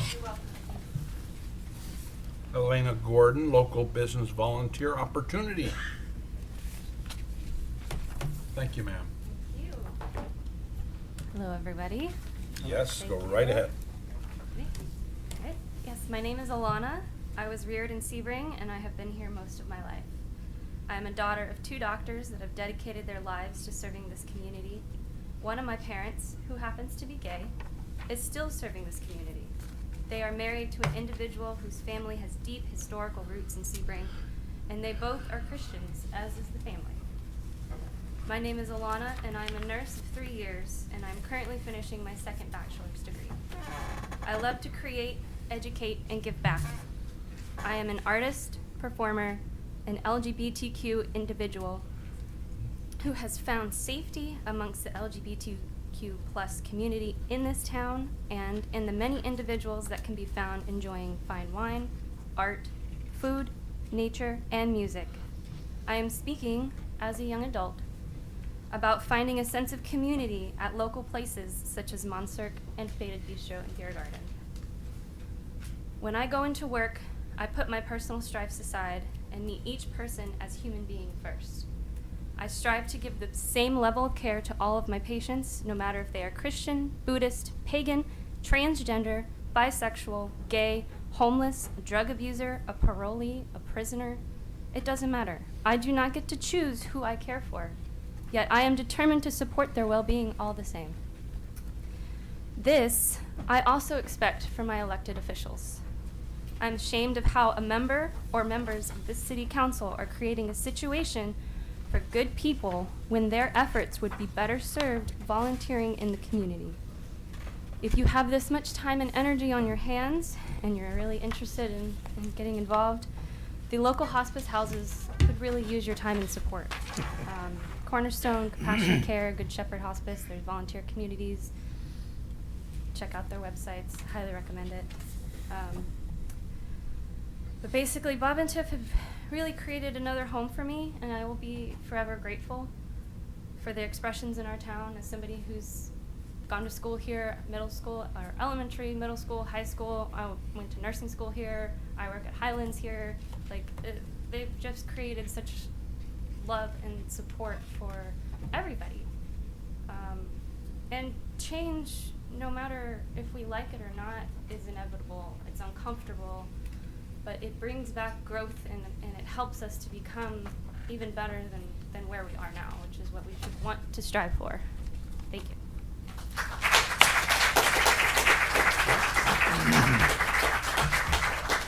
Thank you, Alana. Cynthia Compton. Is Cynthia Compton here? Would like to speak about sustaining the original intent of George Sebring. Thank you.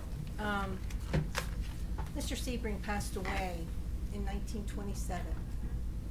So unless his granddaughter is like 100 years old, I find it hard to believe that she had a personal conversation with him about these circumstances. So to speak for him is really illegitimate. It's clear what is written in the history books, what Mr. Sebring stood for. Christianity, godliness, a place where people could come and worship freely. In God we trust. Everybody who pledged the flag today, one nation under God. It's on our money, every denomination of our money. There's a church practically on every street corner here. That says a lot about Mr. Sebring.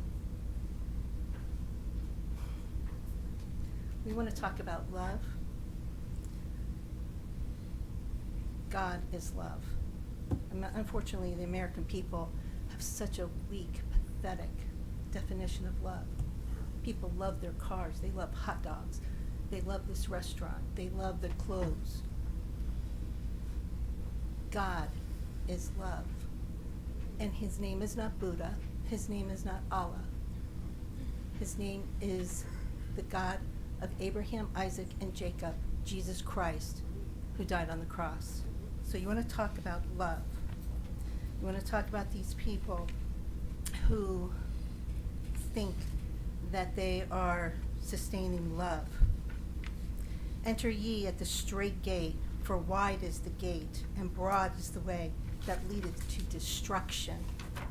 And many there be which go in thereat, because strait is the gate, and narrow is the way which leadeth unto life, and few there be that find it. That is love.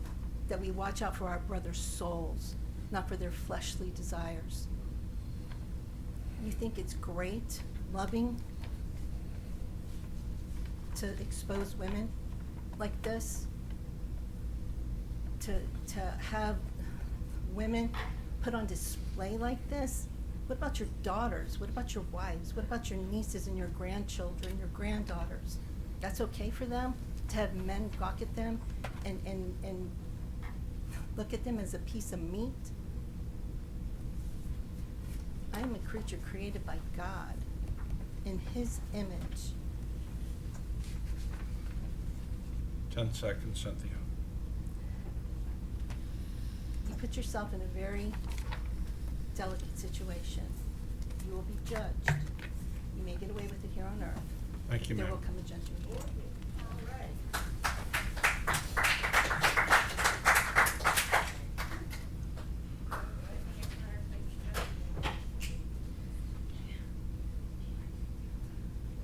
I'm not sure if I'm going to pronounce Mike's last name correctly. He can correct me. Is it Zarzano? Is that pretty, Very good. pretty close? Yes, sir. Good Irish name. Just kidding. Sicilian. Yeah. Presentation of original mission of Sebring. No, I'm sorry. Preservation of original mission of Sebring. I wanted to make these available to each of you, attorney and mayor as well, as Thank council you. members. We are now circulating and distributing that paper in this immediate area as of last month. So I'd like to start now by saying thank you to the council and mayor, and city attorney. My comments here today are basically to warn you that words mean things, and when words are written, they describe things that in the Bible that God loves or God hates. And you opened this meeting with a prayer. You opened it with a prayer to the Lord. And I would like to quote to you from his book in Psalms chapter 33, verse 12. Blessed is the nation whose God is the Lord. This is the God of Abraham, Isaac, and Jacob. My Hebrew Jewish friends that are Christians and unbelieving Jews and Hebrews, they believe this book to be true, and it is without a doubt that homosexuality is a sin. That is not our idea. That is not anyone in here's idea. And I would like to say to Mr. Roland Bishop that you made the accusation, sir, that there was hate that was said in this meeting 2 weeks ago, and I would demand politely, respectfully, that you define the hate and identify its source. Not now, but in the future. I will send you a certified letter requesting such, because the Constitution guarantees me the right to exercise my religion without prohibition, freely, not with insult. Okay? And I would also ask of this council that you maintain the law. We are a republic for which we stand, one nation under God, and the lady councilwoman was interrupted and mocked. Not just this meeting, but before other meetings. And it's a pattern. And I would ask that you maintain civility, law and order in this meeting. We are not a mobocracy. We are a republic.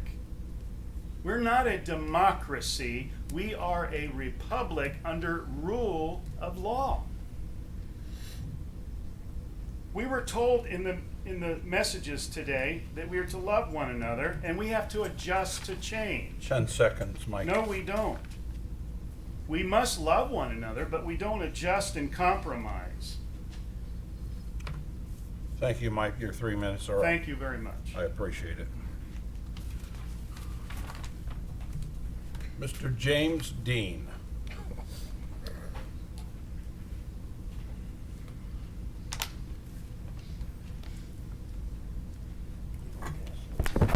Misuse of Good evening. taxpayer money by the CRA. Go ahead. Good. Is this working? Oh, yes, it is. I'm James Dean of Sebring.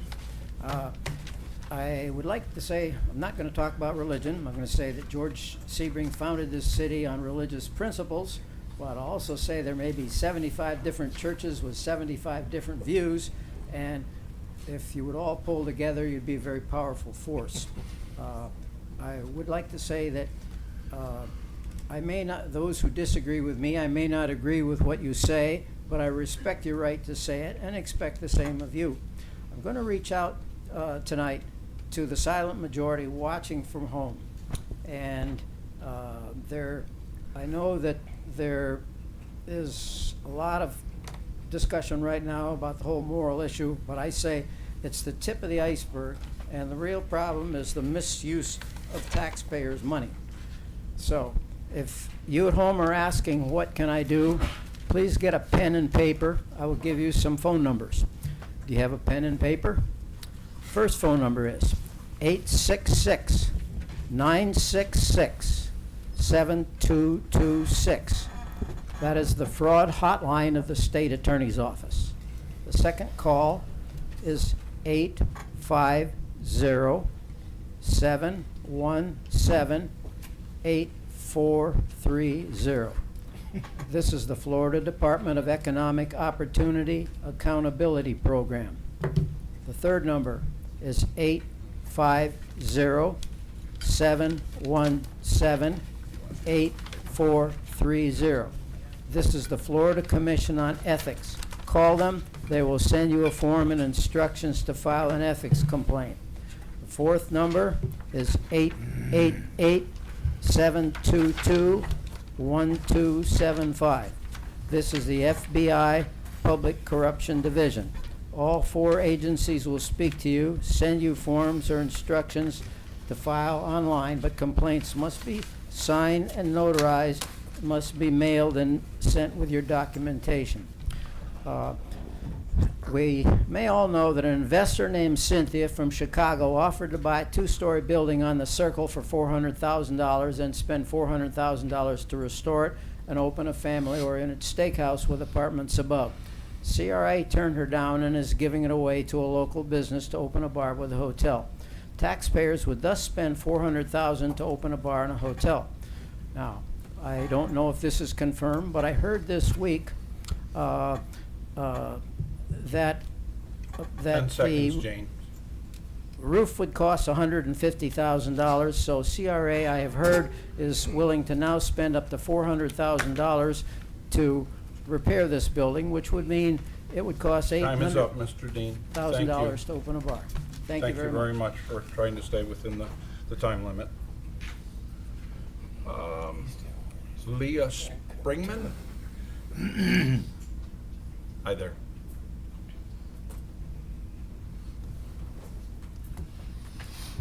So I'd like to start off by saying thank you very much for continuing to show your support for the diversity of our community in this beautiful city. I've been living in this area for 13 years now. I was born in Florida, and I believe that this city is beautiful and ready for growth. In that same breath, I would like to say that creating division and creating adversity is not conducive to growth.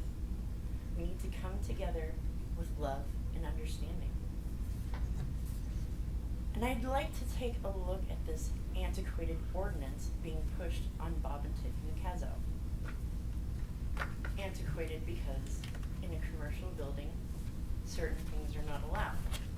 Now, falling under commercial building, This would include spas, tanning salons, massage parlors.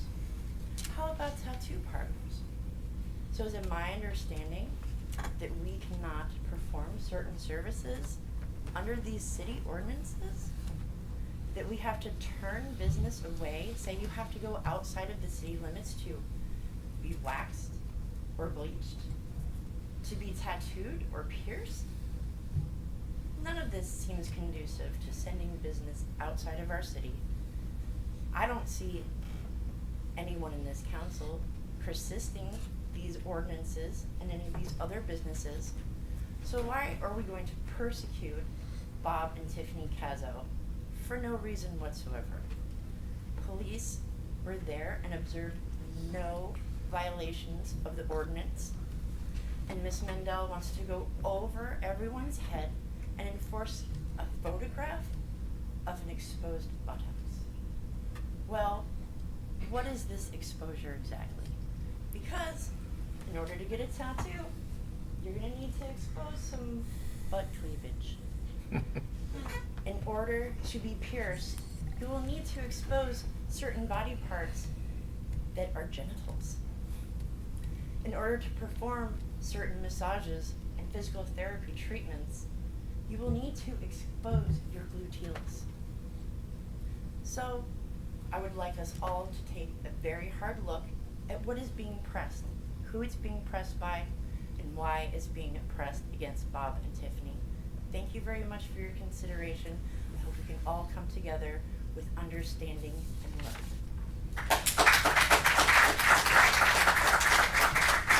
Thank you, Leo. Mercedes Munoz, Community.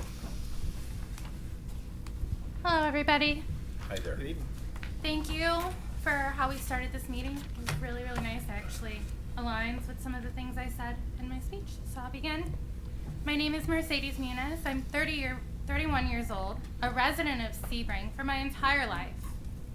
I've had many of opportunities to expand my experiences and move out of town, but there was some thread that kept me connected to my hometown. Maybe that thread was my need for community that I have found. Or maybe that thread was possibly the belief that Sebring was and is evolving progressively for more of my generation and others to enjoy this town. I've been a longtime supporter of the Cadzows and their associates in business. I support their business in the past, in the present, and all of their future endeavors in this city.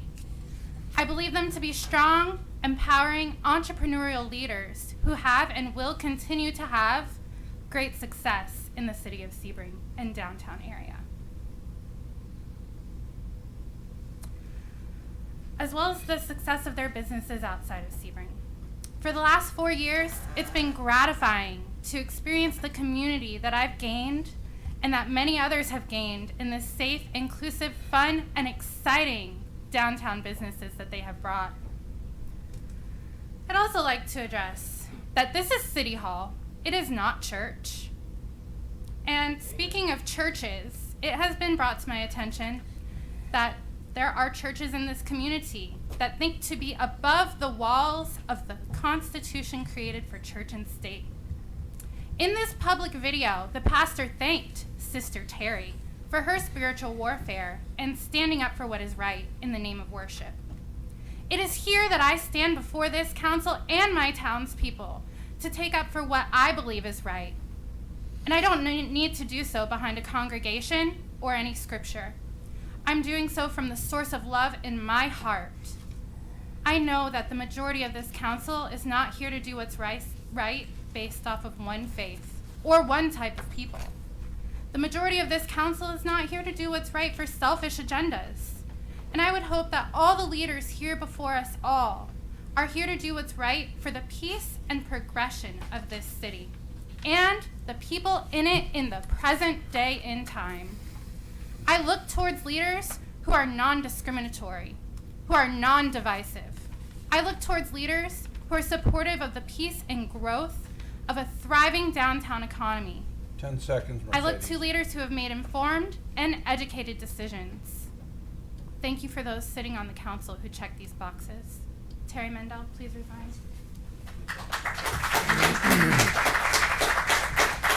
You're the winner tonight. 3 minutes, 1 second. That was pretty close. I like it. Mr. Donald, is it Bruce Carter? Do I have that right? I'm reading your handwriting. I think that was Is that the the gentleman that was, Yeah. okay, he left. Thank you very much. Tanya Khan, Community. Thanks for being here this evening. I can't promise I'm going to do 3 minutes, but I'm going to try really hard. But I do have some points I want to make, so I'll talk fast. Go I don't right like ahead. being up here, so Go ahead. I'm going to go as fast as I can. First, I'd like to thank several of you up here for always being supportive and always showing myself and my businesses love, always behaving in a true Christian-like manner in town. I'm losing my place. What a true Christian manner is supposed to look like. So thank you to those of you that I see often. I see some of you more than others, obviously. As a 4th-generation local, as direct blood to one of the first few settlers here in Highlands County, I feel prompted to offer a history lesson because I see that's what we're doing here week after week. I am the great-granddaughter of the late Sadie and Michael Kahn. If you are unfamiliar with who that is, you drive past their beautiful faces on their mural, proudly situated in downtown Sebring on North Ridgewood, and that mural is in place to honor their legacy to this town. Last city council meeting, I heard people specifically speaking for George Sebring himself, people that are transplants that not only can only say they have lived here for a few decades, perhaps less, using his name as a crutch to fire hate towards our community, and it was actually really shameful. I'm a true Florida cracker. Unlike the couple in the back row tonight that spent their entire time Googling George Sebring in the circle, I have a personal invested interest and love for this community. Mr. George Sebring himself heard about Michael and Sadie Kahn from a friend in common. This was probably around 1910-ish. Heard the Kahn family had a successful department store in Sale City, Georgia, and also one down in Belle Glade, Pokey area. Finding out they were also Jewish immigrants, he felt they would be a tremendous asset to Sebring, Florida. So he approached them and asked them if they would perhaps be interested in starting a life in this beautiful community that he was orchestrating. Mr. George Sebring asked Mr. Michael and Sadie Kahn specifically to relocate here. Why, you ask? Because they offered diversity. Sadie and Michael Kahn, my great-grandparents, Jewish immigrants from Lithuania, made it to Sebring, Florida, where they, by no coincidence, met Mr. George Sebring. They started a synagogue here, they started a department store here, brought citrus here and other things in the early 19s, early 20s. They opened Kahn department store here from 1927 to the mid-70s. If you're a baby boomer or older in this area, we provided you shoes, clothes, household supplies, school supplies, and everything else.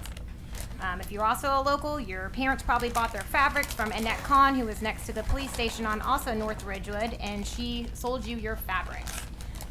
Sadie and Michael Kahn had 4 children. Ruth Kahn Davis, a real estate icon in Sebring, my aunt, a strong businesswoman that was a powerhouse. Marvin Kahn, a well-known cattle rancher, citrus grower, also a city council member in the 60s. Abraham Jacob Kahn, my grandfather, who was a citrus grower, Kahn department store owner, fabric supplier, and everything else in between, and Leon Kahn, a dentist. Sadie and Michael Kahn had all 4 of those babies right here in Sebring, some of them even on South Carmel Street in Allison Copley's old law office. I belong to all of them, but Bucky Kahn is my personal grandfather. If you are a local here, you probably knew my other great-grandfather, James Dion Hunt. His picture's on the back wall. He was mayor here in Highlands County, Sebring, 1957 to 1963. My great-grandmother, Anna Laura Hunt, his wife, planted most of the old oak trees that you pass by in the circle to shade your visit while enjoying the city circle. 10 seconds, Tanya. Okay, you see I have something very special about myself and my bloodline. It's not that both sides of my family have laid roots here in Highlands County for over 100 years. I love my community. I was going to go on to say about, I have more to say, but you're Thank welcome. you, and we do applaud your legacy. It's just, we offer diversity here, and my whole family, I talked to Aunt Elsa for an hour this evening before I came here, and, she's in her early 90s, Sure. and Yep. they love me to death, and they support everything. My Great. Sweetwater was named after our oldest grove here, so, it's just, there's a lot more in here, but I'll save part 2 for that. Let's do that. I actually like that. Back when I was police chief, one of the most dreaded things my administrative assistant would tell me is Bucky Kahn is on line 4. I love that. You'll know what I mean. He was something else. We got to be good friends. We respected each other very much. last but certainly not least, one former city councilman, been up here earlier in our program, Mr. Jeff Carlson, regarding the procedures of council. I hope we're not messing up too bad. Mike Waldron told me that I needed to give you some advice. Ooh, so- well, I'll be looking for Mike at the post office tomorrow. Jeff Carlson, I can't measure as long a history as Tanya, but that was great, Tanya. Thank you for sharing that. I'm fourth generation Floridian. I've been here 50 years. I only left to go to college and have raised my family here. I'm not really sure what the right word is, and I think about it a lot, but I'm kind of disgusted that we're at this point in the council and that we're being pushed down this path. The path that Ms. Mendel is pushing you, I think, is one that is dangerous. I think it's one that's dangerous for the city. I think it's dangerous for business. I think it's dangerous for personal people. I own multiple commercial properties in downtown Sebring. I live in downtown Sebring. And if I could show you, I would be honored to show you, I could put them up on the screen, the videos of the people and the things they do in my backyard over the past, taking their clothes off to naked to get into the lake, the people exposing themselves on the back door of my office where my mother works at 2 o'clock in the afternoon, doing God knows what with their genitalia, but I have clear video of it. This goes on every day in downtown Sebring. If you care about this town, do that. Talk to the police about that and the problem that businesses are having. I've invested a significant amount of money in this town and have talked to Scott ad nauseum about the potential to dump it all and leave because it's getting really bad in downtown Sebring. That's my personal opinion and my experience. From a procedural standpoint, I would like to make a respectful suggestion to council. Someone please, for God's sake, all three of the gods, by the way, the God of Abraham is also the God of Christ, the Christians, Jews, and Muslims, by the way. No one, there's lots of people that seem to misconstrue that, but I would like for you, someone, please make a motion to end this. If she's the only one that wants to attack this local business, let's please make a motion to end it and end it now. We do not need to continue on.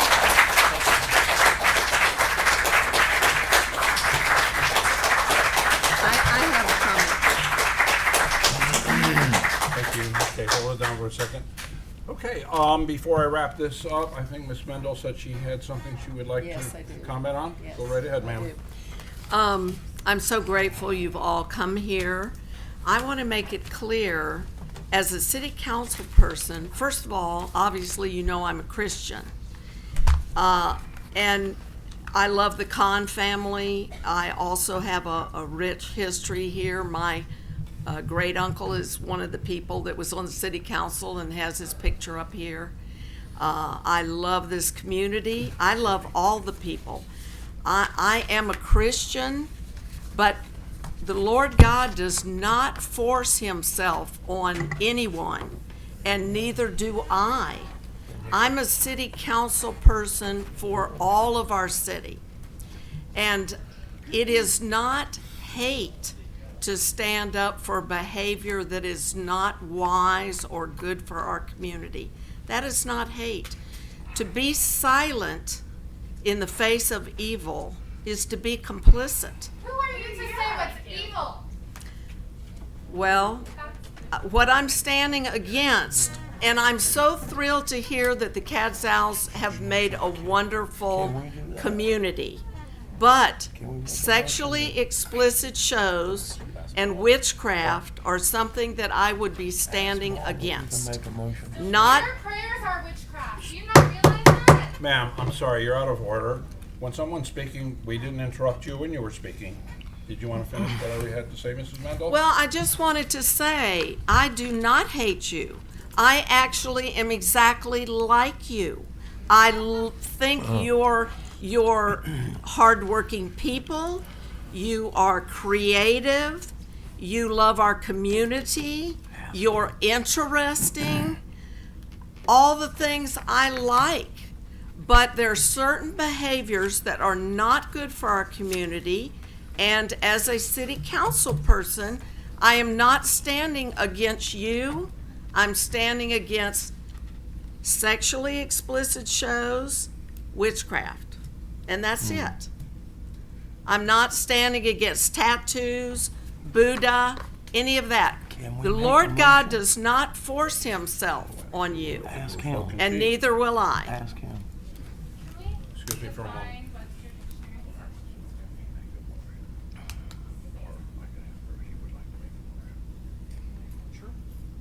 Okay.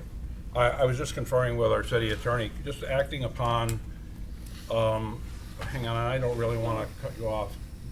Mr. Anderson, did you want to say something first? Okay. Certainly, there could be a motion made to change the ordinance if someone wishes to advance that motion. Correct. You really can't decide that we're no longer going to talk or allow for discussion on a certain topic for First Amendment reasons. Correct. You could signal, Yeah. but I think it could, if council, if someone were inclined to amend the existing ordinance, they could make a motion to do so, and that could be the subject of Well, maybe, the start of a decision tonight. It would require additional meetings because it's an ordinance change. well, so let me do it this way. And if I'm incorrect, I will stand corrected. Mrs. Mendel has brought this subject up.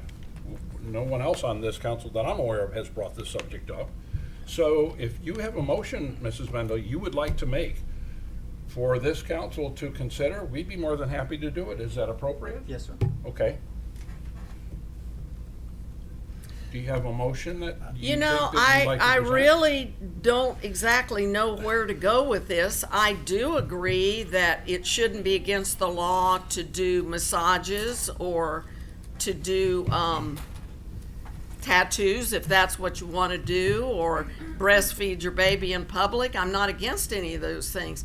I'm only against sexually explicit shows and witchcraft being introduced to our circle area, and being, I don't like that it's in the city limits, but I don't really know what would be the right thing to do here. I'm just saying. You can make that in the form of a motion, I guess. I'd have to think on it. Okay. Is there anyone else up in the dais that would Well, like to? I have a question. It's kind of bothered me. Miss Mendel said that she was pursuing, I guess, charges against someone showing her buttocks. Is that true? Within the commercial establishment, as I understand it, talking Well, that's kind of, Well, let me Carl, clarify. that's kind of opening a can of worms, because I can go to the lake and see someone's. but that's different than in a How can it be? commercial. Well, that's the way the ordinance Well, let's is. go ahead and clear that particular Okay. question up, Leonard, by having Chief Hoagland Okay. chime in on the procedure and what has transpired to this point. Mayor, council, staff, good evening. Chief Carl Hoagland for the record. I did meet with Miss Mendel and an acquaintance of hers, Miss Judy, in reference to this topic. During the meeting, Miss Mendel provided video and photographic evidence that was taken during the show at the Faded restaurant. After the show. It was during the Photo op time. During the photo op time of the show. In a review of that photographic evidence and that video, it was determined that we had a technical violation of the ordinance in that the clothing attire did reveal someone's derriere. We have referred the case to the state attorney's office. They are reviewing the ordinance, they're reviewing the photographs, and making a determination from a prosecutorial position as to whether or not they're going to file misdemeanor charges for the violation. As of this time right now, I don't have that answer. We expect it to be sometime this week. There we go. There's where that particular item stands. But it's a misdemeanor. Well, it's a second-degree misdemeanor, and I'll speak from my previous knowledge as police chief, if you don't mind, Carl. A second-degree misdemeanor is about a hair or two, if you will, above sliding through a stop sign or running a red light. So, and it's very discretional on the part of the police officers. A police officer can witness a misdemeanor, and especially a second-degree misdemeanor, which is the lowest misdemeanor in the Florida state statutes, and decide not to make an arrest and say, listen, you're technically in violation of the ordinance. The next time we see this, we will take action. The police officer who was there that evening didn't happen to see that, which is why we clarified that there was no violation, at least observed that evening. When Mrs. Mendel decided to come and give us, I guess, a statement to, was it a detective or someone from the state attorney's office, because you had photographic evidence later, that's the second option, which is to present it before the state attorney's office, let them make that decision, because the police department didn't see the violation. So there's two ways of handling it. You can arrest them on the spot, which I think in a second-degree misdemeanor, to be perfectly honest with you, there's a thing that I learned 50 years ago in college when I went to the police academy. It's called spirit of the law. If I gave a ticket to every one of you that didn't make a complete stop at every stop sign you went out, you'd hate my guts for the next 100 years, because it doesn't make sense. Enforcement of the law has to have the spirit of the law contained within it. And in this case, it could very well be that, or the officer didn't see the violation, or the violation could be brought up forward and then reviewed by the state attorney's office. In the meantime, I hate to say this, I don't even know why we're making such a big deal out of this, to be perfectly honest with you. And I'm not trying to grandstand here, I'm just telling you how I really feel. I think, let me finish. Okay. I think, and this is easy, Yeah. that enough is enough. Yeah. We need to get back to the city, the business of running this city. Absolutely. We are a legislative board that, as you witnessed for the entire evening, that makes decisions on the future of our city. I understand that that's how you feel about that particular subject matter, but I don't think it belongs in here. Yeah. Because if you're not prepared to make a motion, then why is it here? Right. You know, is it time for me to speak? Well, absolutely. Yeah. You know, the thing is, I don't like causing these problems. I really don't. And if I wasn't on the city council, I would just say, oh, well, whatever they do is fine. But, and it's difficult for me to figure out the right way to go also. That's why I didn't go down and after I heard from Chief Hoagland that yes, it was a violation, he asked me what I wanted to do, and I said I just wasn't sure. And so I waited a little while and got counsel and felt like it was the right thing to do since it was a violation.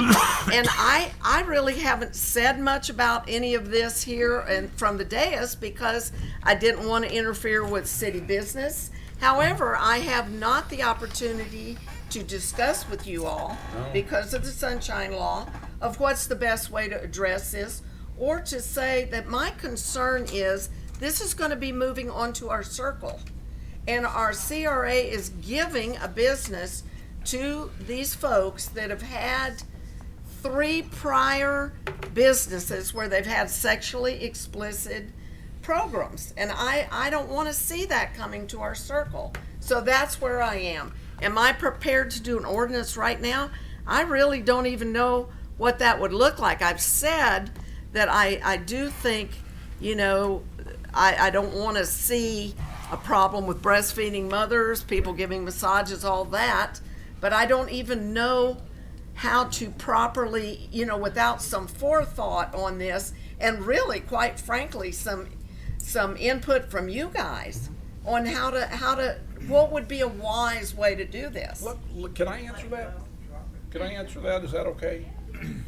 From my perspective, professional opinion right now, based on my education and experience of the law and what my experience and what I've developed over the years being on this council. I'm in my, I guess it's 6th year now. I guess it would be my 2nd term, the end of my 2nd term. We all need to understand that we need to stay in our own lane. Does that make sense? Our lane up here is exactly what the business was before us this evening.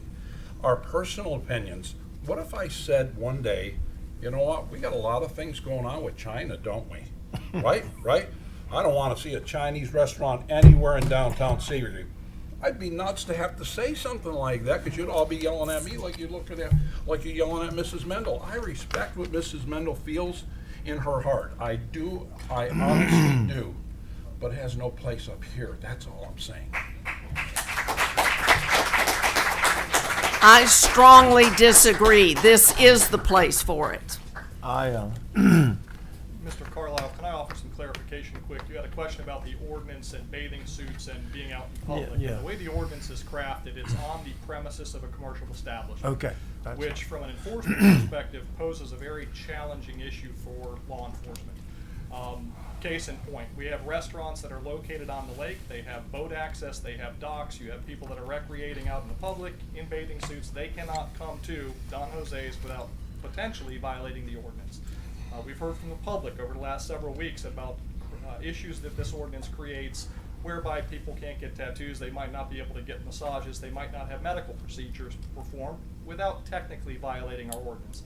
I think in recognition of those possible conflicts, it might be wise to workshop this, or at least allow staff to research what an ordinance might be that fits appropriately to move forward to come up with something that's a best practice and fits our city with whatever direction we decide to go.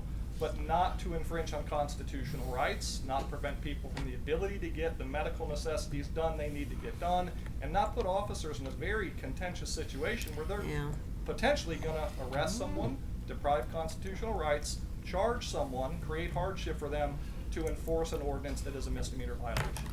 A second misdemeanor, degree misdemeanor. Here's my thing. This young lady, she was talking about tattoos, massages, stuff like that. When you go to get a massage, and I love massages, there's nobody that comes in that room. I mean, Yeah, I'm it's the private. only one in there. It's very private. If you're getting a tattoo wherever, generally, that's very private. All those things are private. You know, the tattoo artist or the massage artist or whatever you're happening, keep it very private. Even anywhere I've ever been massaged, and just to be personally, when I'm getting massaged, I don't have nothing on. But they keep you covered. You know, it's very professional, and you know, from what I understand, I'm like Mark. I don't go to burlesque. You know, that's not my thing, and that's okay. I am who I am, and you are who you are. But from what I understand, all of this started from a private party where you had to pay $50, just like I have to pay $100 to get a massage. Okay, it was a private thing. It's not a what you call public. Did you have to be If I over could interject, 18? It's completely, this would be completely legal in public under our ordinance. That's the disconnect with this. It's not a behavior issue. It Right. is simply a location issue and a clothing issue. Okay. It doesn't matter how private your massage is, it's still a technical violation of the ordinance the way the law is written. That is problematic for your officers, and it's problematic for us as a city. Okay. I think we have to address the elephant in the room, remove behavior from it, address the technical components and the elemental pieces of that ordinance, and figure out how to fix it. Chief? Go ahead, Ms. Thompson. Chief, would you be willing to take the responsibility to do a little bit of research on the possibility of coming up with an ordinance that would cover those concerns? I would certainly like to be a part of that. Sure. Take the responsibility solely is a bit problematic. No, I mean to bring it forward to us for discussion and review. I would like guidance as far as what do you want your city to look like? He sits right here too. Yeah. He can help you. Part of the issue is where do we want to be and how do we want to get there, certainly. Well, we don't want, you know, I think one of the biggest concerns we're hearing is we're not against business. You know, we don't want to run business off. We want to promote. We want to promote business. You know, and here's the thing, and someone spoke about it. We have people that write us letters or come talk to us personally about their neighborhoods, speeders. What are we going to do about these speeders? What, you know, these kids playing in the road and people are driving That's the kind of stuff that we should be talking about and trying to fix. Ms. Mendel says she's a Christian, so am I. This year I will be an ordained minister for 30 years. I have been all over the world preaching.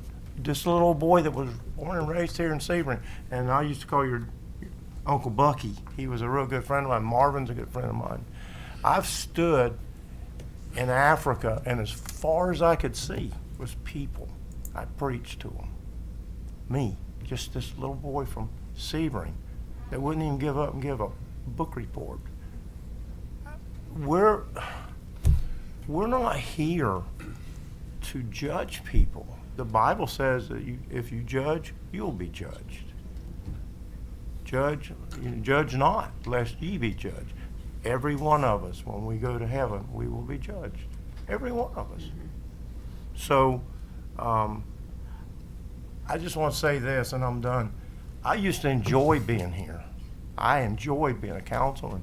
But over the last few meetings, it's got difficult. Very, very difficult. Because of what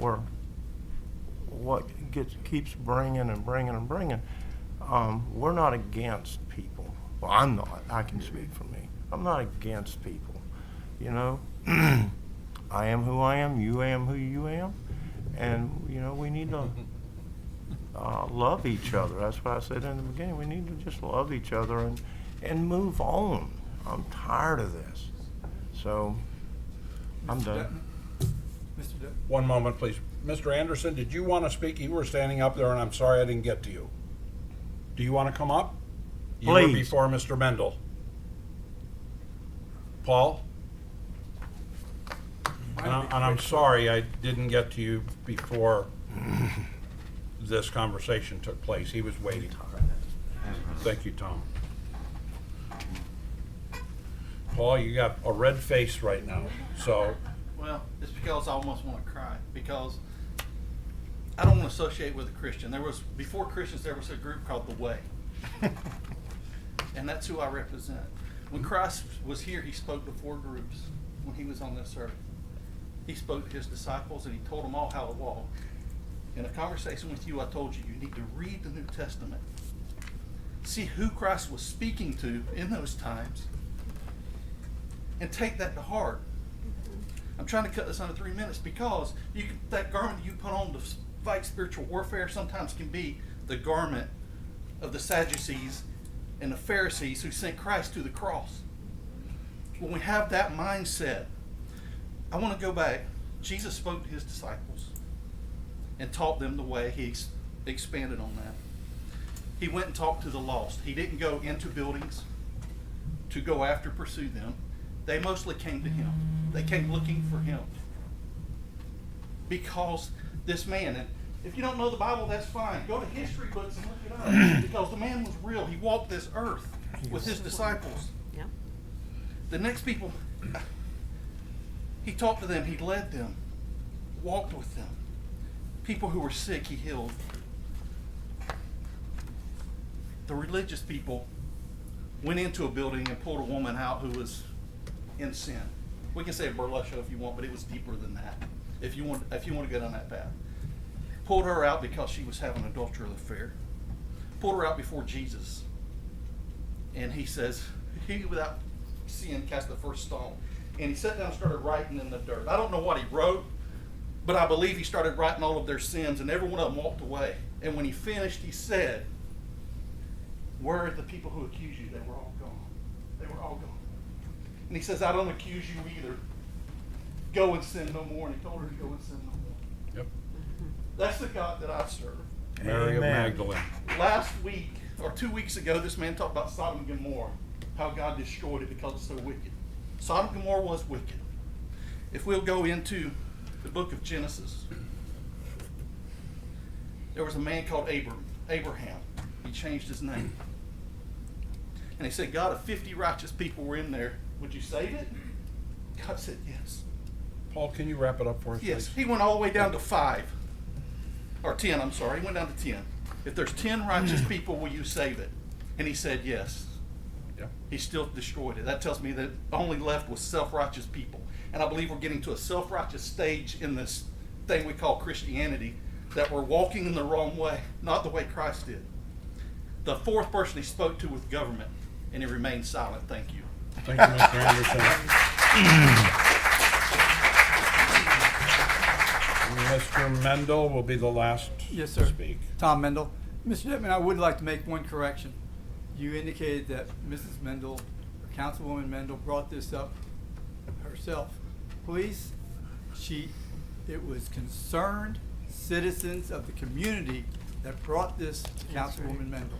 It wasn't her bringing it up on her own personal. No, if I misspoke, what I meant to say was that she had brought it before this council. Yes, sir. Yes, sir. I just wanted to make sure it was clear. It wasn't that she brought it up on her own, just out of nowhere. Correct. It was concerned citizens of the community that brought it to her. Okay, thank you. I think you understood that. Didn't you, Mrs. Mendel? He was the last speaker. Go ahead. But my name is Nancy Fisk, and I'm a resident of Highlands County. Yes, ma'am. And this is the second meeting that I've been to, and I've been very surprised that, as a moderator, that you have allowed so much preaching to go on and so many personal endorsements of folks, when you really should be discussing the business of the city. And it seems to me that it's possible for the existing businesses to exist, and that the concern, well, my concern is that there be an area, perhaps a family-friendly area, or some kind of ordinance that sets boundaries where certain types of businesses can exist.